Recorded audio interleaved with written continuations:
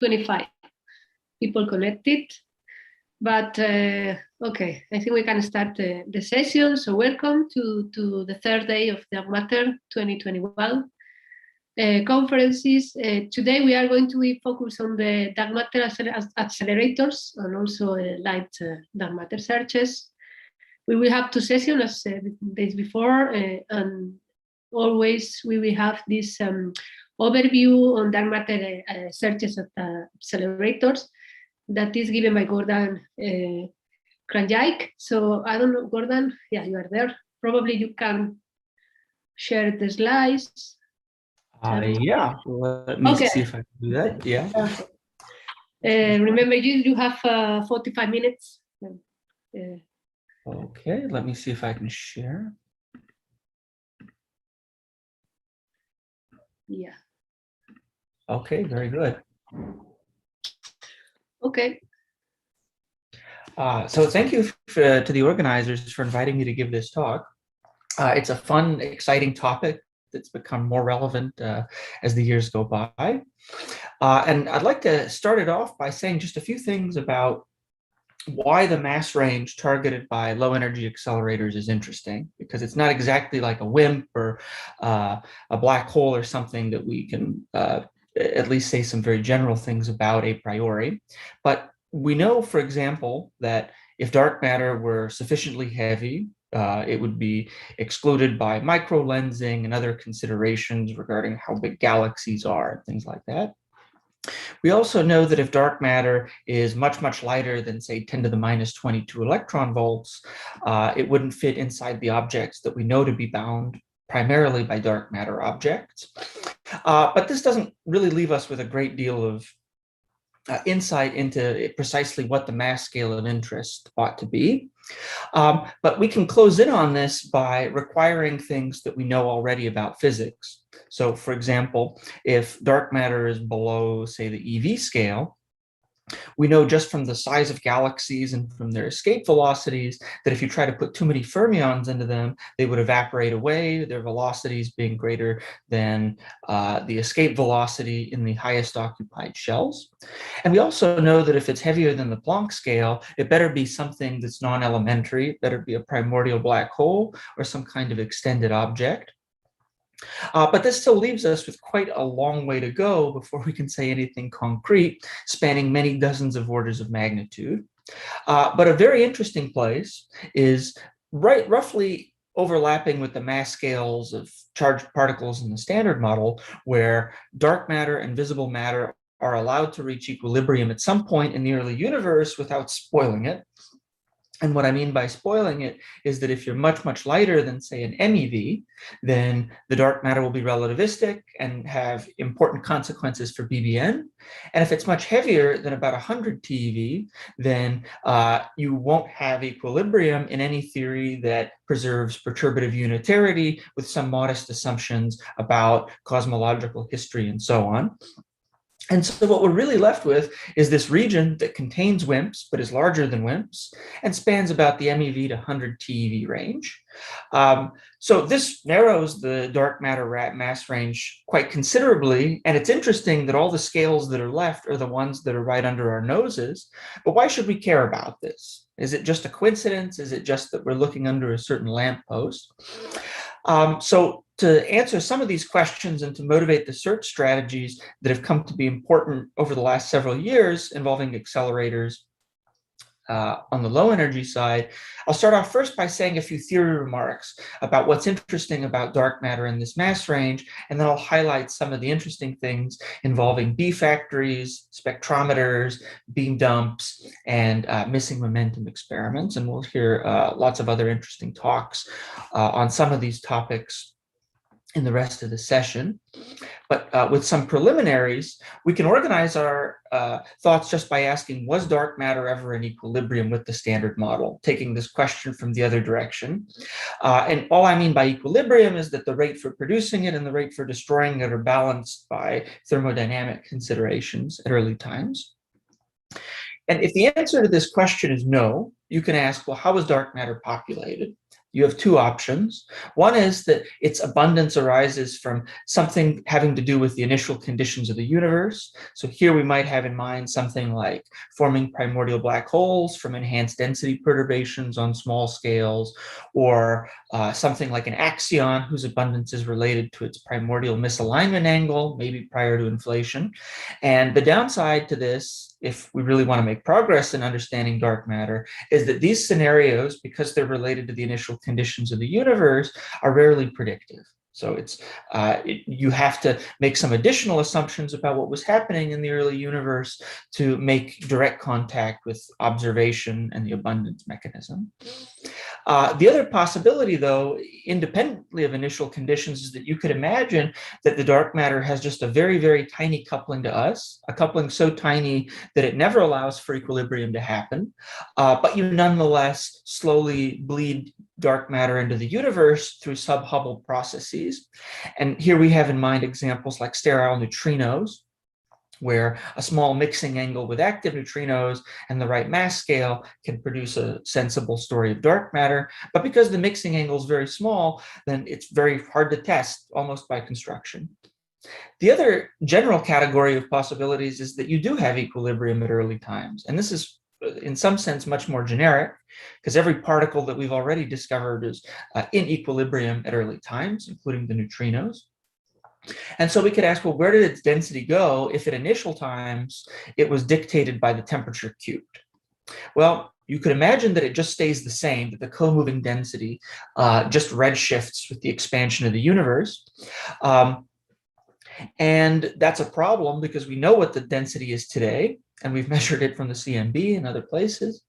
And so that would predict its mass to be about 10 electron volts, which is a catastrophe for large-scale structure. It would erase too much of the structure we've already seen. So that's bad news. We got to do something to it if it's in equilibrium. And we can transfer it perhaps to other stable particles in the dark sector. And if those stable particles are heavy, that just reproduces the problem. We're not changing the entropy in a meaningful way.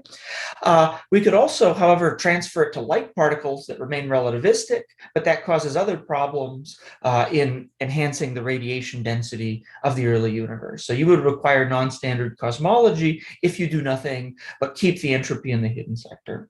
But you could imagine also transferring it to the visible sector.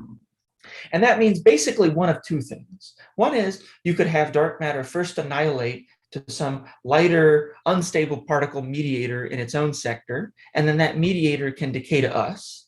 And this is nice because it lends itself to a package of traditional searches involving accelerators and bump hunts. But it's also harder to test the dark matter origin because the left diagram here that you see doesn't depend on how anybody couples to us. The other possibility is you have direct annihilation, where it's a one-step process where dark matter annihilates to us. The density that we have today is set by the coupling to the dark matter through the mediator. And the mediator generically, unless you're fine-tuned, will decay invisibly back to the dark matter because it's heavier to force this diagram to involve some intermediate off-shell particle. And this lends itself to clear experimental targets. But the take-home message here is that whichever one of these possibilities is realized once you're in equilibrium, there is a corresponding accelerator follow-up that we can do, which is interesting. Some of those give us a lot of information about the early universe. Others merely tell us that there are other light forces, but they're still very much motivated by the fact that dark matter had a sensible thermal history. And it's worth noting that high-intensity accelerator facilities, they can kinematically produce sub-GeV dark matter. So that's very interesting for our purposes. That's why we're here. But you need a fairly large coupling to visible matter in order to do this. Accelerators are not typically going to be sensitive to any dimensionless coupling smaller than about 10 to the minus 4. And therefore, any particle that can be made with an accelerator was in equilibrium with the standard model in the early universe, except for some very rare, unusual exceptions. And this is largely a model-independent consequence. So anything that we could potentially discover can be reverse engineered through this tree of possibilities to tell us that there was equilibrium at early times. And that means that we have to have new kinds of forces. It means that we have to have something like either a visible or an invisible decay of a particle that will produce.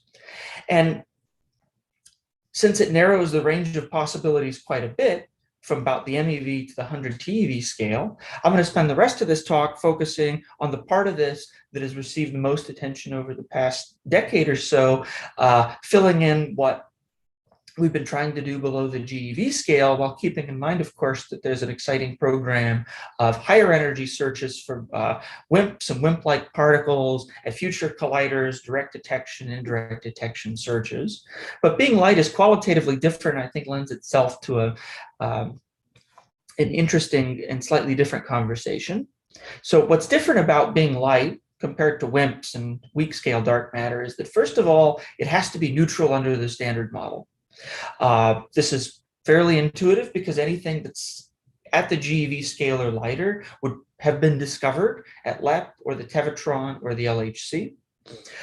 You also require new mediators because if you don't have light new forces that come along for the ride here, you're going to overproduce dark matter. And a simple back of the envelope estimate is that if you do have some S-channel exchange of weak scale particles, like the Z, for example, independently of the other constraints on this, the cross section that you get once you put the dark matter at about the weak scale, at the GeV scale, tends to be many orders of magnitude smaller than what you need for a thermal relic. And that means that you'll overclose even if dark matter has other features. So you would need something else to annihilate more efficiently.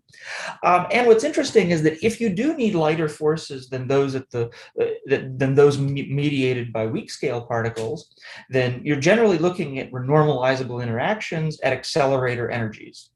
And this greatly simplifies the space of possible theories. And it's another model-independent thing that we can use to guide our intuition as to what to expect in constructing these searches and interpreting their results.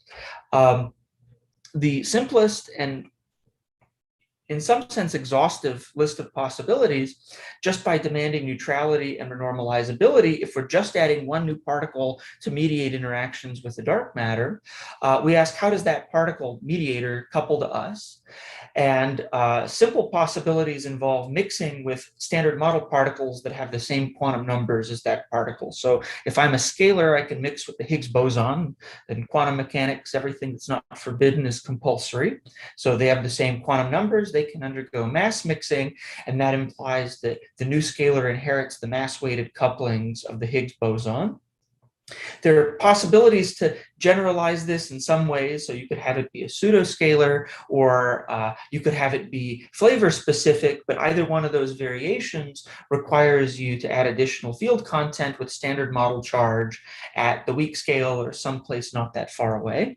Other possibilities involve dark photons, so the vector portal, where a new vector boson with a mass mixes with our vector boson, the photon, and that inherits couplings to the electromagnetic current. And similarly, we could just demand that there's a new force in nature. That new force in nature can couple to a specific pattern of standard model quantum numbers that are theoretically consistent, meaning that all anomalies, triangle anomalies cancel. And so the list of possibilities that enables this is B minus L, so baryon minus lepton number, the difference of individual family numbers among the leptons, Li minus Lj, or the difference between baryon minus 3 times a specific lepton family number. And the details of these variations are not important. It's just that if you're qualitatively comparing, say, a dark photon with a fifth force, then the fifth force possibilities generally involve couplings to neutrinos as well. That's the main qualitative difference. But the advantages of using accelerators to look for scenarios like this is that if you were to, say, compare accelerator searches to direct detection searches, in the direct detection case, while you are looking for the particles that are floating in the halo, the range of possible interactions that you could have in qualitatively similar models in other contexts gets dramatically divergent when you consider how the non-relativistic limit of the interaction cross-section is highly influenced by things like velocity, spin, and inelasticity, things that do not matter when you produce these things at accelerators. So the same models, when you compare their direct detection cross-sections, which are non-relativistic, and you compare some figure of merit, which is a product of couplings related to the dark matter standard model interaction rate, these tend to cluster around 1 or 2 orders of magnitude, meaning that if you reach experimental sensitivity to one class of models, you generally reach a much broader class of models just for free, because at accelerators, you have the same kinematics that were relevant in the very early universe. You're producing particles relativistically. And so things like spins and velocities don't really change much across the predictions of these different models. So that's very interesting. The other advantage of having these accelerator searches is that because these sub-GeV scenarios typically involve other particles that are not going to be stable, you're going to produce other things along for the ride, and you could learn a lot about that hidden sector. So the mediator can decay down to standard model particles, and you can do a bump hunt for those. Or you could imagine, for example, a slightly more interesting or elaborate dark matter sector where you have a Chi1 and a Chi2, and their interactions to us are inelastic on the dark side, meaning that you have to convert a Chi1 into a Chi2 in order for anything interesting to happen. This has the consequence that one of these is a little heavier and can decay, and its decays can be long-lived in accelerator contexts and give rise to displaced vertices. And it's worth noting that most of what we've learned about the standard model has come from studying unstable particles. We wouldn't have gotten very far if we just had the protons and the electrons and the neutrinos. And so this offers the possibility of actually learning quite a lot about what the dark sector is like beyond just there's some number that tells us what its cross-section is. And so that's a long-winded way of getting us to what we actually came for, which are some search strategies that have come to be very prominent and exciting over the past several years. So we can start with B factories. So here we're talking about either electron-positron colliders at low energies, where you're sitting on some upsilon resonance at about 10 GeV, or the canonical higher energy B factory LHCb. So at E plus E minus colliders, you're generally talking about very high statistic searches for colliders, where the figure of merit for the luminosity is at the level of tens of inverse attobarns. We have several facilities, both present and legacy, where we can do things at first order that are like traditional monophoton and missing energy searches. So here, E plus E minus can annihilate to a photon and say a dark photon. And if that dark photon decays to dark matter, then this very much maps onto our intuition for how we might say, look at dark matter at the LHC doing mono X searches. And then we can construct a variable knowing that we control the full center of mass energy at an E plus E minus collider and do a bump hunt in the actual missing invariant missing mass variable, which is a powerful tool. This coincidentally also happens to be one of the ways in which the favored solution to G-2 involving dark photons was excluded by a Babar search, but nonetheless it remains interesting to keep exploring this category of searches for their connection to dark matter. And as a bonus, it's also been pointed out that if you do consider, say, models of inelastic dark matter, with a very small mass splitting at the level of, say, a few percent or a few tens of percent between the higher and lower states in the dark sector, you have the possibility of doing long-lived particle searches where, say, you might produce a Chi1 and a Chi2 in your accelerator. The Chi1 ends up sailing through your detector as missing energy, but the Chi2 has a decay length that might actually be macroscopic on collider scales and generically is in many of these models. And so what you would see is a dilepton pair, and that dilepton pair is displaced from the primary vertex and then might end up in your ecal or muon system, and that lends itself to searches that are also sensitive to thermal production targets in models like this, as shown here on the left plot. And we'll see another talk on B factory searches for particles like this. And of course, I would be remiss not to mention that at LHCb, you have very powerful searches when mediators like a dark photon decay back down to E plus E minus or mu mu through, say, the continuum production of mediators. In the same way that you might produce a photon at LHCb, you might produce a dark photon, and that enables you to estimate backgrounds from standard model processes quite well. And there's several other channels involving rare meson decays. So I won't say more about this, but this is something that's definitely on the radar for the higher energy collider side of this story. We also have a series of spectrometer searches. And so by spectrometer, what I mean is, for example, the DarkQuest setup, which builds on the Fermilab sequest experiment, but proposes an extra electromagnetic calorimeter. Here you have a beam dump involving a proton, and a proton hits a target.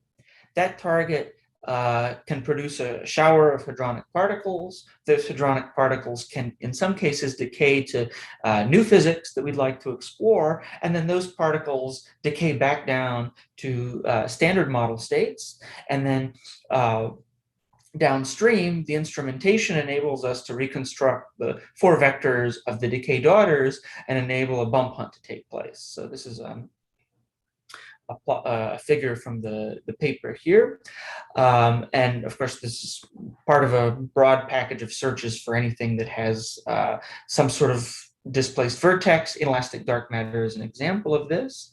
And this boasts some pretty good sensitivity relative to existing bounds. The existing bounds here are shaded in gray. And here's some representative plots. On the left here, the solid contour labeled sequest. It's now changed its name as a proposed extension to DarkQuest. But the plot was made earlier. But this gets the point across that this is a long-lived particle search where you're improving upon previous beam dump limits. In a region that's very difficult to explore, as you generally tend to see that as you go up in these plots, there's just a solid solid horizontal line where accelerators and colliders constrain prompt decays of dark photons. But then the regions below all of this involve these concave regions where you're sensitive to things that have a certain displacement, but not too long of a displacement or not too small of a coupling that you don't produce it. So you get these nice shapes that look very artistic. And similarly, you can have searches for displaced decays of inelastic dark matter where you're producing the heavier of the states in a 2-level system. And you'll be sensitive to an interesting thermal relic parameter space. Here we're looking at a slice of that. Another spectrometer-like experiment involves rare Chaon decays. So it's a similar kind of setup where there's a proton beam. It makes Chaons at CERN. This is an existing experiment to look for flavor-changing neutral currents involving, say, K to pi nu. And of course, that's also sensitive to diagrams where you might take a much more dominant branching fraction of a Chaon, say to a muon and a neutrino, and then as final state radiation emit some vector boson that couples preferentially to neutrinos or to muons, and then decays back down to dark matter. And this can be interpreted as a search for dark matter. Here we're talking about Chaons that are emitted about 75 JeV. You produce about 10 to the 13 of them over an Na62 legacy data set. And you can construct a missing mass variable. And the important thing is that if you do produce something that has a finite invariant mass, then there's going to be a long tail that does not mimic, at least not appreciably, the standard model background in the high missing mass range. And what you can do is be sensitive simultaneously to the production of dark matter and to particles that can couple preferentially to muons and resolve the G-2 anomaly. So here we're looking at one of these fifth force extensions of the standard model involving preferential couplings to heavy flavor on the lepton side, so the difference of muon minus tau flavor. And this is the last remaining light new physics explanation for G-2, or one of maybe 2 remaining possibilities, and can potentially be covered by, say, Na62-like experiments, and can cover a lot of thermal relic parameter space where we interpret the same interaction as giving rise to thermal freeze-out in the early universe. Now, we also have the possibility of using the highest intensity versions of proton and electron fixed target experiments to look for interesting BSM. So these are primarily either facilities designed to study the properties of neutrinos through their oscillations, or to study, say, the physics of nuclei by hitting heavy isotopes with electron beams, but we can repurpose them for dark matter searches. And the picture that we have in mind here is that you have a proton. That's part of a beam that's maybe tens or hundreds of GeV. That proton impinges on a beam dump, which might actually be something that you try to avoid in the way that you would normally run this experiment. So here we're looking at a picture of how the mini-Boon experiment does business when it runs in so-called beam dump mode. So normally what would happen if you're looking for neutrino oscillations is that the proton would hit that little red beryllium target, and then that would create a spray of particles. They would be collimated in a decay pipe, and the decays of those particles would produce neutrinos. What you're doing here instead, to improve your sensitivity to BSM, is you fire the proton beam off axis. So you circumvent the beryllium target. You're running, not parasitically in this case, but this is a dedicated search using the same infrastructure for mini-Boon. And the proton beam is fired into a beam dump, produces neutral pions and other things. Those decay to BSM and can give you an accelerated beam of dark matter particles that then scatter in a downstream detector, where the steel and the earth in between the production and detection points ranges out other standard model stuff. So this is a variation on doing neutrino physics, but doing it with dark matter and with massive particles being emitted in the boost. On the detector side, the dark matter will scatter by hitting protons or neutrons or possibly electrons. And unlike, say, a Chaon decay experiment, here what you're demanding for your signal, because you need something to scatter in your downstream detector and deposit visible energy, you need, for your production times detection probabilities, to scale as the fourth power of some small number, because the cross-section might scale as some epsilon squared, and then the detection cross-section involves the insertion of that same small number. But nonetheless, unlike in other experiments, you really do have lots and lots and lots of particles to use. You have something in the ballpark of 10 to the 20 particles on target, and that means you can actually fight against that small penalty, and you can do new physics with that. And this has been done. So the mini-Boon dark matter collaboration has done precisely a search like this as a proof of concept. So this is worth noting at a facility that is not optimized for the production of dark matter. So every future experiment that's conducted along these lines will benefit from the lessons learned here. So here we're showing that even this existing facility, which was built with no idea that dark matter would ever be an object of interest here, can nonetheless set the best limits on some thermally motivated dark matter parameter space. And it improves upon theorists' reinterpretations of earlier experiments like E137 and LSND, where you just go back and you look at their sensitivity to, say, neutral current scattering or, long-lived particle searches and so on. So the message is that we're approaching key thermal milestones by pushing this program forward, and this will only get better. But these experiments, like, say, the short baseline neutrino program at Fermilab, can also be sensitive to long-lived particles that decay back down to the standard model. So we could consider a representative example as a scalar S that mixes with the Higgs. The scalar is much lighter than the Higgs. It might be related to dark matter, but maybe not. But the important thing for our purposes is that if you make it, it'll decay down through the same branching ratios that the Higgs would have if it were at its mass. And so the production mode here is, say, maybe a Chaon decay that produces one of these things, and then you wait for it to decay inside your detector, which has been built maybe to study neutrino interactions. To get a feel for what the actual concrete setup is, again, using an experiment designed to do something very different, Microboom is designed to follow up on the LSND anomaly. What you're doing here is there's a proton beam at 120 GeV. It produces mesons in the decay volume. those can, in some cases, be stopped by the hadron absorber and then initiate decays to scalars that then decay inside the microboom detector, which is sensitive to, say, E+ E- depositions. And it turns out that this search has already been done. So this is a very new result from this summer, where microbooms set a new limit in using 10 to the 20 protons on target.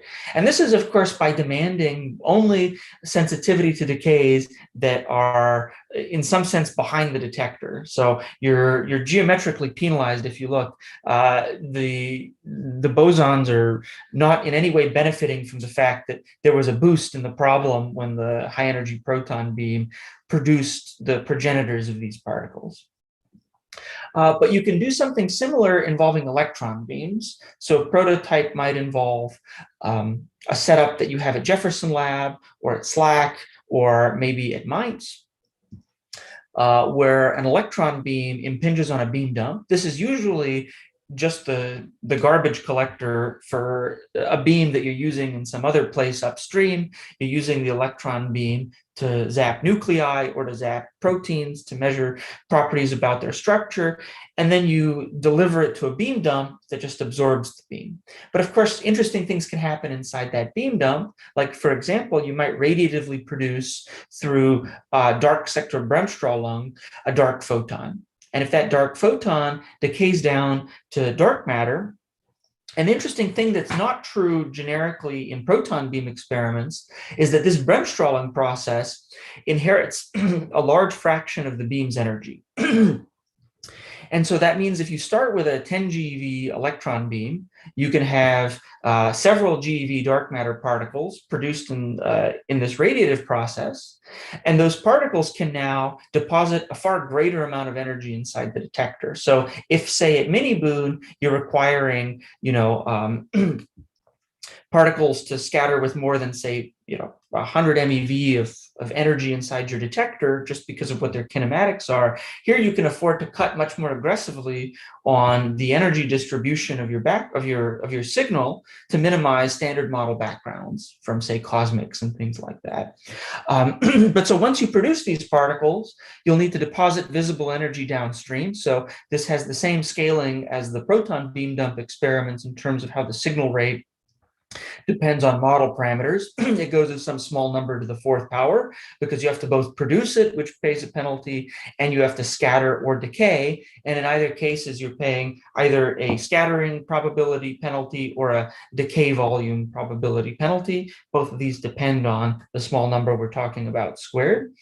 Other interesting variations with respect to proton beam experiments is that because proton beam facilities are designed to produce neutrinos, that's their main goal, neutrinos are always going to be a background. You can mitigate that by firing your proton beam above or below some nominal target optimized for neutrino production, but the neutrinos will always be there because you'll typically get one pion, say, per proton, and that pion will give you neutrinos. So you're always fighting a potentially large background in doing this because your signal looks a lot like your background. On the other hand, for an electron beam facility, your backgrounds come from cosmics potentially, but you can mitigate against that by using timing. And all your hadronic stuff will be G-Fermi suppressed, which is not true for a proton beam dump experiment where you just get neutrinos from hadronic processes. In this case, every single hadron that you make, by and large, will arise from some weak scale suppressed stuff. And as we discussed earlier, the kinds of interaction rates that we want with dark matter need to be stronger than electroweak because otherwise you overclose the universe. And so it's this funny situation where dark matter couples a little more strongly than the weak scale, but it's in the low mass range where we haven't excluded it with direct detection and so on. And if you put the electron beam dumps on the same plots as the proton beam dumps, you can improve sensitivity, you can have higher statistics and lower background, so that's interesting. And of course, you can do both scattering searches and decay searches. The decay searches look a little qualitatively different. They have these concave regions as usual. But it does prompt the question of how we can improve reach given these stiff penalties on both production and detection of beam dump experiments. And I mean, one of the reasons that we're in a situation where we kind of have to navigate the waters of these small suppressions is that these experiments were designed primarily to do other kinds of things. B factories are designed to study hadrons. Spectrometers are designed either for nuclear physics or to study flavor-changing neutral currents in the standard model like K to pi nu nu. Beam dumps are designed to study neutrinos, or they were an afterthought in some nuclear facility that just wants to get rid of its beam. So we're really playing with the scraps in some sense, not in a pejorative sense, but literally that we're doing new physics in creative ways to get around the fact that there haven't been many dedicated experiments for dark matter below the GeV scale. That's a topic that's really only gotten a lot of interest in the past decade or so. So how do we improve the reach with dedicated experiments? And so that'll be the rest of the talk.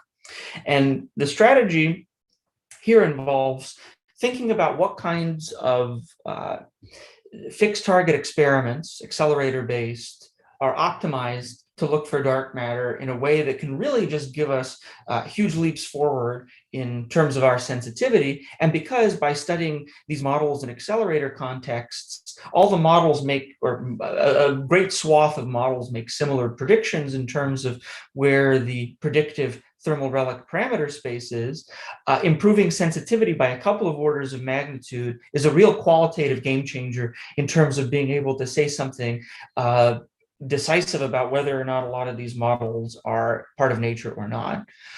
And so the concept here, and we'll hear more about this from Valentina, is that unlike the other approaches that we've been talking about, the signal is the beam itself. So imagine that you have some, say, lepton beam, an electron beam, that has about 10 GeV of energy, and you want to track individual beam particles as they pass through some experimental apparatus. Imagine that the electrons are going in one by one. In such a case, the electron first passes through some tagger that measures its incoming energy and momentum. There's some instrumentation, there are tracking layers, there's potentially a magnetic field. That electron comes in, you measure its energy and momentum, and then you pass it through a thin target. Thin meaning smaller than a radiation length, so that the beam by itself, just by passing through the material, would not experience a great deal of degradation. Inside that thin target, you see a familiar potential signal process, something like dark bremsstrahlung. Now, at face value, this looks very similar to what we just discussed in the beam dump context, but it's not. I mean, the diagram, of course, is the production mechanism is the same. You're making dark matter through the same Feynman diagram. However, the target here is thin, and there's instrumentation on the other side of that target. There's a tracker that will measure the outgoing energy of that particle and its outgoing momentum. Well, the tracker will measure the outgoing momentum, and then you'll deliver the beam to an electromagnetic calorimeter and a hadronic calorimeter system that will absorb the beam, tell you what its final energy is. And if the final state energy is much, much smaller than the initial state energy, you can exploit the fact that for lepton beams, if you produce a particle radiatively that's heavier than the beam particle itself, it inherits an order 1 fraction of the beam energy itself. And so that's actually a pretty striking departure from what would happen in most standard model processes. It's hard for the standard model to just give you a reduction in the beam energy as the beam passes through the target in some sort of irreducible way. You would typically make a lot of particles if your beam lost, say, 90% of its energy passing through this thin target. You would produce lots of pions and lots of photons and lots of electron positrons. And so the downstream instrumentation primarily serves to veto those things. Your signal is that the beam loses most of its energy and nothing else is observed downstream, which is why the instrumentation has to be good and hermetic. And you trigger on a large departure from what you initially started with. The dark matter carries that away. So something along these lines has already been carried out by the NA64 experiment, which is running at CERN. And NA64 uses a 100 GeV electron beam. They're They've currently published limits involving 10 to the 11 electrons on target. So keep in mind that unlike, say, with beam dumps, where we're talking about particles on target at the level of 10 to the 20, here we're really talking about luminosities or particles on target that are many, many, many orders of magnitude smaller, because what you need is for the particles generally to be delivered to your experimental cell. You have yes. 5 minutes left, sorry.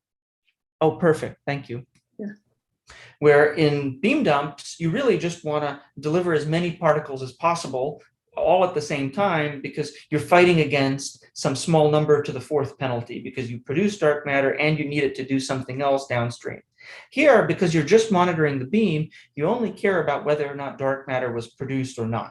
And so you can get away with having a much smaller number of particles on target. And this is also experimentally necessary, because if you were to deliver thousands and thousands of particles at a time, then there would be overlap between where they emerge in your downstream instrumentation, such that it would be hard to distinguish them and monitor them for individual beam energy reduction. You could potentially do it with several, but you couldn't do it with several million at a time. And so it's a qualitatively very different game, but it's already paying dividends in terms of being sensitive to new parameter space that we're trying to get at. And once sensitivity of any of these experiments reaches these black curves that you see on the right here, that's where you would either be in a position to discover or falsify models of dark matter that have sharp thermal relic predictions. So on the right, what you're really looking at are those one-step annihilation processes, direct annihilation, where dark matter gets its relic abundance by annihilating directly to standard model particles. And so it's intrinsically related to the same coupling that you're testing in this experiment, meaning that if you reach down to sensitivities of a certain amount, you'll either discover or falsify this. There's a very little wiggle room around that.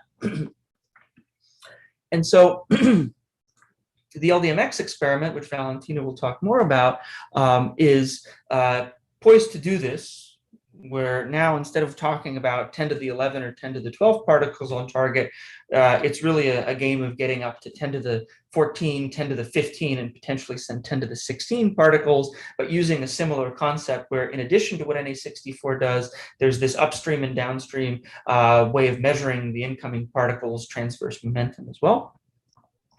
The point of this series of seemingly similar plots is that no matter what you assume about the dark matter, there's typically a thermal relic target. Here we're only considering dark photons as the mediators, but no matter whether you assume that your dark matter is, say, a scalar particle, whether it couples elastically or inelastically, or whether it's Majorana, you will have sensitivity to relic targets. And as you'll see across these different plots, direct detection experiments like, say, Sensei or Super CDMS, they are either on the plot or not, depending on whether or not you can scatter elastically and whether there's a velocity suppression or not. But the accelerators, like the B factories and the fixed targets, are in essentially the same place, regardless of which model variation you're considering. And this is the power of accelerator searches.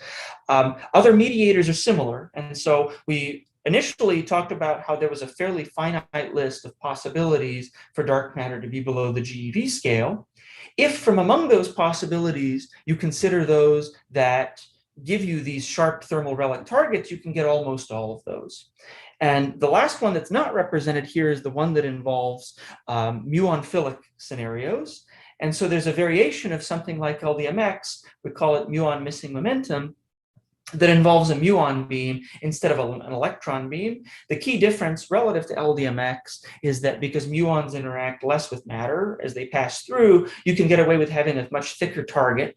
So the equivalent radiation length for muons is going to be several orders of magnitude larger than it would be for an electron beam. But otherwise, the setup is very similar, except that instead of using your ecal to measure the outgoing particles energy, you use the curvature of the muon's outgoing track as it's immersed in a B field. So you do it the same way that you would at the LHC, but otherwise it's a similar concept, and you're primarily targeting muon-philic forces.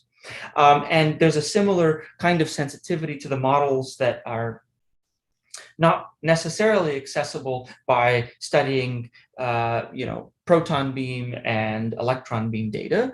And so there's M3, which is a proposal, and there's Na64 mu, which is a missing energy version of the same concept, proposed at CERN, involving a much higher energy muon beam.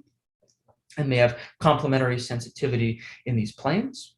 And so since I'm running out of time, I'll just leave it here with the overall impression that thermal dark matter is an interesting organizing principle for any kind of accelerator-based searches. You have two basic categories of searches involving either things that produce missing energy through the invisible decays of mediators that have to be there in sub-GeV models, or by doing bump hunts, traditional particle physics searches, long-lived particle searches that get scenarios without those sharp thermal targets. And there's a rich variety of different possibilities, and also an emerging program of direct detection experiments that I didn't touch on, but is also a part of this story that has complementary sensitivity and would be an important part of the overall picture if we ever saw a signal. You would see a signal in some experiments and not in some others, and that would help you home in on exactly what the right theory is. So I'll leave it at that. So thank you very much. Thanks, Gordon, for this really nice overview of the low data matter searches. I mean, I see a huge program there. So I don't know if now we have 4 minutes for questions. So if you want any question, you can raise the hand. No? Nobody has questions? Not really. Okay, so from my side, I have the curiosity of this Muon last results that you put in 3. Yes. Yeah. So yeah, no. Basically, you try to summarize, but the difference with the electrons in terms of sensitivity compared with the electron beams. Good. So it's model dependent in the sense that if you're really looking at the same model, let's say I'm producing a vector boson here that couples preferentially to muons. And so that's what we're showing here. This is a muon philic force. In this case, the sensitivity for any muon beam experiment is going to be way higher than for anything involving electrons, just because you pay loop penalties and things to be produced at, say, Miniboon or LDMX or something like that. On the other hand, if you're talking about producing the same model that's possible to produce it both. So like a muon beam experiment can also produce a dark photon. And so there would be similar sensitivity. But one thing to note, and this is true of LDMX too, but here, for example, you'll see that for the M-cubed curve, it becomes flat once you get below the muon mass, right? Yeah, and that's exactly. one of the main differences. So that it gets flat when you get to the particles mass, and something similar happens for LDMX, but you don't see it because it's way to the left of any of the curves that you show on these plots. And so below the muon mass, even if you just do the same search with the same effective luminosity, you would do better with an electron beam. Just you go further down in that parameter space, getting, say, the parts here that you wouldn't get that are below these curves. Okay, very clear. Okay, thanks. So nobody, no questions. So I remember you that we have also a Slack channel where, for today's session, where you can put questions. Sorry, I think in all the talks. Yeah. I think there is a question. Yes, Alessandro. Sorry. Not a request. Thank you for a very nice talk, and I would really like to have a look at it again. Could you put your slides on the web? Absolutely, yes. Great. Thank you. I would be happy to. Thank you. Thank you. Okay, so if there are no more questions, we can move to next talk. Thanks, Gordon, again. Thank you. Nice. And the next talk is continue with the results from the LHCb on the dark matter searches given by Saul Lopsolino. So, Saul? Hello, can you listen to me? Hi, yes. So probably you can share the slides, right? Yeah. Good. Okay. Okay. Okay, I think So that you should be able to. Yes, I advise you when you have 3 minutes. minutes left. Okay. Okay, thank you. Okay, thanks. I'm Saul Lopez Solino, and I'm going to talk a little bit about some of the dark matter searches that are taking place at LHCb or have taken place at LHCb. First of all, the why to search for dark matter at LHCb or at LHC in general. First of all, because there are many models that can be studied at the Large Hadron Collider experiment, because these models usually have some very characteristic signatures that we will see a bit later on. Some example of these models are the ones that mix the dark sector with the standard model sector throughout weak interactions, the so-called WIMPs, direct dark matter production with characteristic missing energy or missing PT, which can also be proved at LHCb, and the display signatures for long lifetimes, which these kind of dark matter searches could evade even current bounds, even for light dark matter. So, first of all, you might think of LHCb as a detector that's not very suited for dark matter searches, but we must think of it that it's also complementary to the searches that Atlas and CMS can do. Why? First of all, because the acceptance range of the LHCb is unique. It's a forward spectrometer and not a closed detector. And we have an excellent vertex and mass resolution due to the vertex locator. This usually gives us a very clear point in order to reconstruct the events. Also, the trigger thresholds allow us for access to very low dark matter masses. And this is something that not every experiment can do. And also the trigger strategy that is followed at LHCb allow for a really good reconstruction at trigger level. And by saving only part of the event, it allows physicists at LHCb to look for a broader physics range, since it doesn't take up that much space. This space, of course. And we are looking forward to run 3 in terms of data taking, since we are expecting this to be improved a little bit. So some of the searches for dark matter that take place at LHCb is, for example, the dark photons one. A massive dark photon would connect dark sector with the standard model throughout a kinematic mixing with an off-shell photon. This kinematic mixing would be parameterized by this epsilon squared that is in this range, and it's essentially the dark photon suppression compared to the off-shell photon. And this kind of searches can take place with prompt or displaced muons, the muons. What is done is that the expected yield of the dark photon is normalized to the off-shell proton, and with these 2 factors over here, and it is essentially parameterized by only the mass of this dark photon and the kinematic missing energy factor that I mentioned before. And by saving only part of the event, a huge physics range for this mass can be covered in these searches. These searches are based on bump hunt, which are basically looking for bumps in huge backgrounds, such as the ones that we are looking here.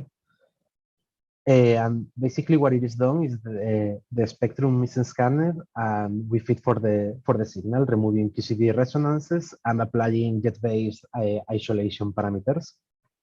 By doing this, the regions that can be tested are the ones that are shown here. For the prompt muons, the mass is from 2 times the mass of the muon up to 70 GeVs, whereas for the displaced searches, the range is a little bit higher. In the upcoming run 3, we should be able to cover an even broader mass range for the prompt searches. Also, Another kind of searches are taking place at LHV, which are the an X boson, the so-called dark matter boson, going to a Muon. This is an inclusive search where every assumption of the model is minimized in order to search for a lot more of possible dark matter models. The results are obtained in kinematic beams in tight fiducial regions, and no isolation is required. And we can also consider non-zero wave resonances. The four inclusive searches that we can study are Muon inclusive prompt, Muon displays that pointing at the origin vertex, displays and not pointing at the origin vertex, and from Muon plus a vignette in the event. And the spectrums we can see, we obtain are those we can see here, and essentially it is another bump hunt where we look for bump hunts outside the region of the QCD resonances or outside the K-short resonances. Both these searches found no signal in no candidate in these two ranks. Although the results of the inclusive searches are recastable into any dark matter model. For example, a prompt search can be used to impose limits on 2HDM plus a complex scalar singlet. And we have obtained the world best upper limit on mixing angle with the standard model HIMS. And we also excluded the X boson going to a prompt Muon plus a vignette excess that it was seeing on CMS. We can also search for we can also do the direct dark matter searches at LHCb. One of these is this model that it was proposed by Alonso Alvarez, Gili Elor, and Miguel Escudero, like I think last year or 2 years ago, and essentially the requirements are very loose. So the Sakharov conditions must be true, and one of the two ASL must be positive because the yield is proportional to these two constants.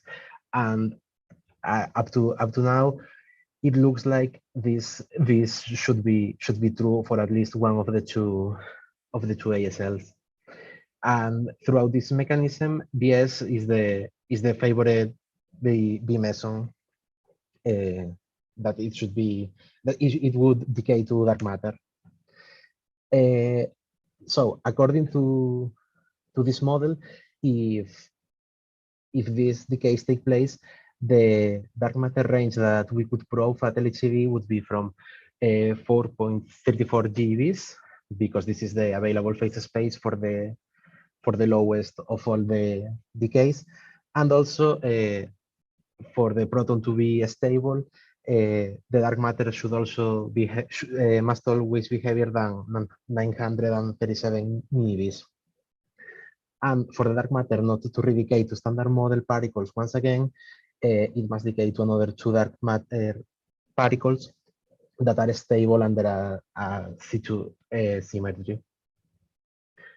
So according to this model, a prospect on direct dark matter searches at LHCb paper was written where 4 different benchmarks were proposed for the study of these searches, being these 4 benchmark channels, the ones that we can see here, 2 Bs decaying and 2 lambda Bs decaying.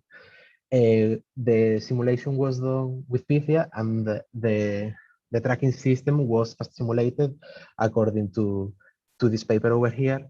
And then the data analysis, of course, with simulated data, was done over the output of this fast simulation tracking system. And the particle identification were implemented, the PID cuts were implemented according to another LHCb papers. So what are we looking at in these searches? First of all, the sharp kinematic endpoints, such as the ones we can see on the left figure. These are essentially missing PT, and they end in the ones that we see down here, and they end in really sharp kinematic endpoints. Also, other non-characteristic kinematic variables were used in this analysis, such as the daughter's distance of closest approach that we can see over here, which should be much higher for combinatorial background than for signal, or the isolation, that it should be much higher for background than for signal. Sorry, it should be more isolated the signal than the background. And taking all of this into account, the limits are determined by signal in beams of missing PT, assuming the background level is known. And figures like this one were obtained. And the limits that that we obtained in these simulations are the ones that we can see down here. And essentially is that for low dark matter masses, the lower the dark matter mass, the stronger the branching ratio can be probed. Given that the dark matter mass is higher, the exclusive branching ratio is higher. But in any case, we don't need to go that low on branching ratios to prove this theory. And with the LHCb upgrade, we could probe for all allowed mass range for this dark matter model. Also, we can see that intermediate resonances such as this lambda 1520 or this lambda charm 2595 are really useful for a better background discrimination. And also the LHCb could give better limits on the model that I mentioned. Also, it is stated that by identifying the mother of the lambda baryon, for example, this decay over here, or the mother of the beam meson, such as this one, even a better background discrimination could be achieved. Not only that, we could also search we could also do a bump hunt, which is the usual way to proceed in particle physics. So to conclude, the LHCb can search for these beyond standard model decays with great statistical accuracy, and this is what is really good the LHC at, is that giving us a lot of statistics to work with. Another really good thing that can be done at LHCb is good at is looking for different dark matter models and type of decays, such as prompt, displaced, or even with missing energy. Also, the LHCb has the potential to test entire parameter spaces of the different models, and it could rule out these models, even though the topology might not be as clean as in B factories and the signal might not be as clean as in B factories. We could have larger yields and even another modes that are not accessible in B factories, allowing us to test another dark matter masses that are not available at B factories. And if you have any question, I would be glad to answer them. Thanks, Saul. Very nice talk. So are there questions around?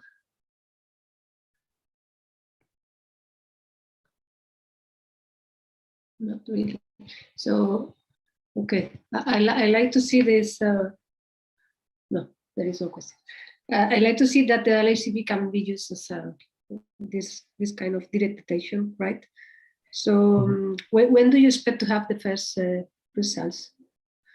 For this direct dark matter search? Yes, yes.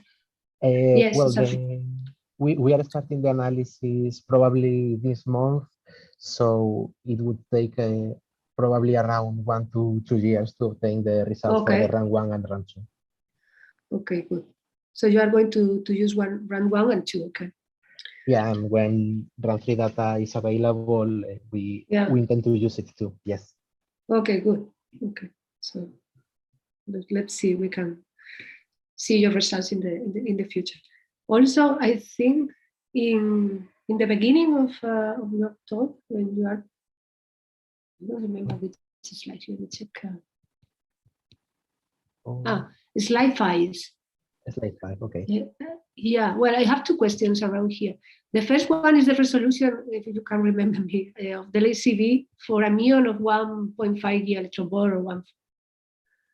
I don't remember now the resolution you have. Neither do I. Okay, just a curiosity. Sorry. No.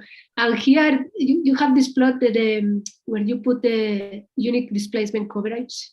Mm-hmm. So yeah, because if I see the display searches in the mass ranges, I mean, it's not those points, right? Yes. I mean, maybe I don't understand well. What are you? I mean, can I correlate the display searches is in this mass range, 214 to 350? Oh yeah, but I think that this figure doesn't refer only to displaced coverage. I think that it also takes into account the prompt bound. This picture was taken from another talk, and I forgot to change that. Sorry. Okay, no, yeah, because it's quite impressive to see that alone from the LACD. Okay, so I don't know if there are more questions. If not, thanks Saul again. And we can move to the next one. You have questions, you still have Slack. Continue the discussion. We have the dark sector physics from Bell 2, from Giacomo De Pietro. So Giacomo. Okay. Okay. You should see my slides. Yes, perfect. Okay. Okay. So thank you. You can start. Okay, perfect. So as announced, I will talk about dark sector physics at Bell 2. So let me start from the accelerator, so our SUPE-KKB. Then SUPE-KKB is an upgraded B factory. It's located at the KK laboratory as its predecessor. And it's an asymmetric E+ E- collider, and we operate mainly at the Y4S resonance, so at 10.5 GeV, but we foresee also runs from the Y2S to the Y6S.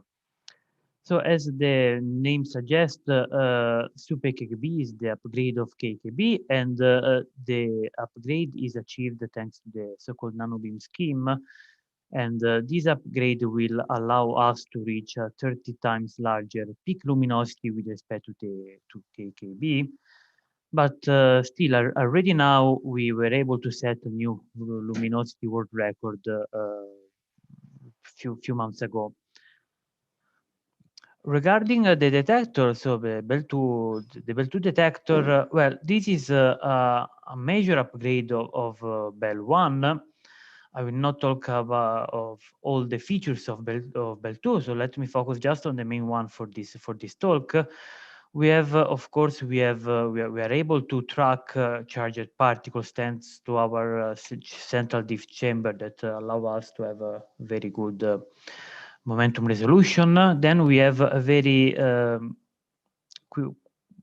hermetic and also very good electromagnetic calorimeter, so-called ECL, that allow us not only to identify correctly electrons and positrons, but also to measure the photons. And we also have a very good identification of the muons thanks to our outermost detector, the KLM, that provide excellent separation between the pions and muons. One important thing to take into account for this kind of searches is the trigger rate, because I mean we have to compete against large QED backgrounds. Well, our hardware trigger has to cope with a rate of 30 kilohertz, while our second stage software trigger has to cope with the 10, at maximum with the 10 kilohertz of rate. And the SUPE-KKB and Bell 2 started operations in 2018, and we collected half inverse femtobarn in 2018 with the so-called pilot run, but it gave us a couple of publications on dark sector physics.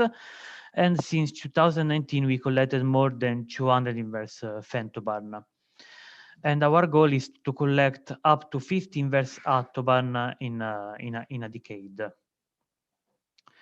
So let me move on the main topic of this presentation. I mean, I don't have to convince you about the properties of dark matter and so on. And as you may imagine, we talk about the production at colliders. And just as a reminder, Bell2 can probe the mass scale between the MEV and the GeV windows, in which, I mean, we have rich predictions and also nice anomalies that we may explain with the dark matter candidates.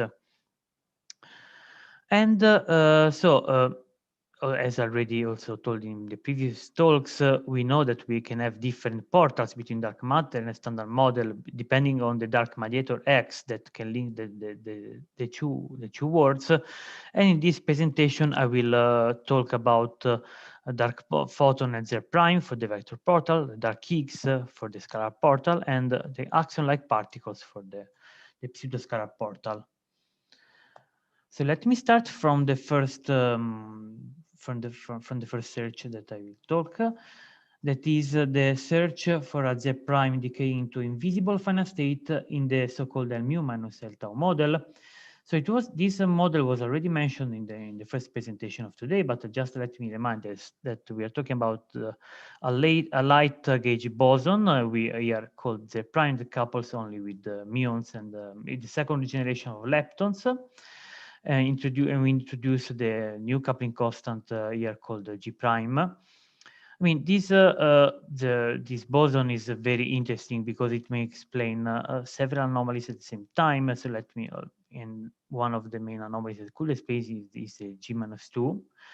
And at Bell2, we can produce this Z prime boson from E plus and minus collisions that then produce a pair of muons. One of the muon can radiate the Z prime, then the Z prime can decay into muon, taus, neutrinos, or potentially also dark matter candidates. And here we studied for the first time in a B-factory the invisible final state, and so the invisible final state, even if we don't have light dark matter candidates, is still quite sizable because of the presence of the neutrino. In particular, the branching fraction into invisible is equal to 1 if the Z prime boson is lighter than the muon threshold. And this was the topic of our first physics paper published last year. So we did this measurement using the 2018 pilot run, and we used half of the available dataset due to some trigger conditions that didn't allow us to use the entire dataset. And as you may imagine, since we are looking into the invisible decay of this Z prime, we look for a peak in the mass distribution of the recoil system against the two muons in the final state. That the two muons, let me remind, they should radiate the Z prime. And plus, we also require nothing else in the rest of the event by requiring no additional tracks and basically no large activities in the calorimeter.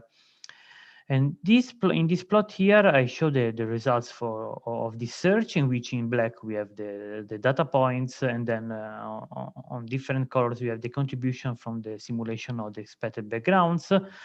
And we did not observe any bump and any anomalies with respect to the predicted backgrounds. So it was possible to put 90% credibility level upper limits on the G prime coupling constant as a function of the mass of the Z prime boson. And due to the limited statistics, it was quite low. It was not possible to probe the G-2 band, and this was expected, but in any case we put limits also below the muon threshold. That was very interesting. And also we made some studies about how we can improve with the larger data set this analysis. And in particular, we can consider large, much higher integrated luminosity that we already have on tape. Also, we considered several analysis improvement, in particular, better, more sophisticated analysis technique thanks to multivariate analysis. And also, we had new improved triggers with respect to the pilot run. And here on the left, we show the expected background as a function of the recoil mass for considering 50 inverse femtoband, that is a quarter of the dataset that we already have on tape. And with this dataset, we can see that we can start probing the G-2 band. So this measurement is quite promising, and we hope to probe much more this band with the larger datasets.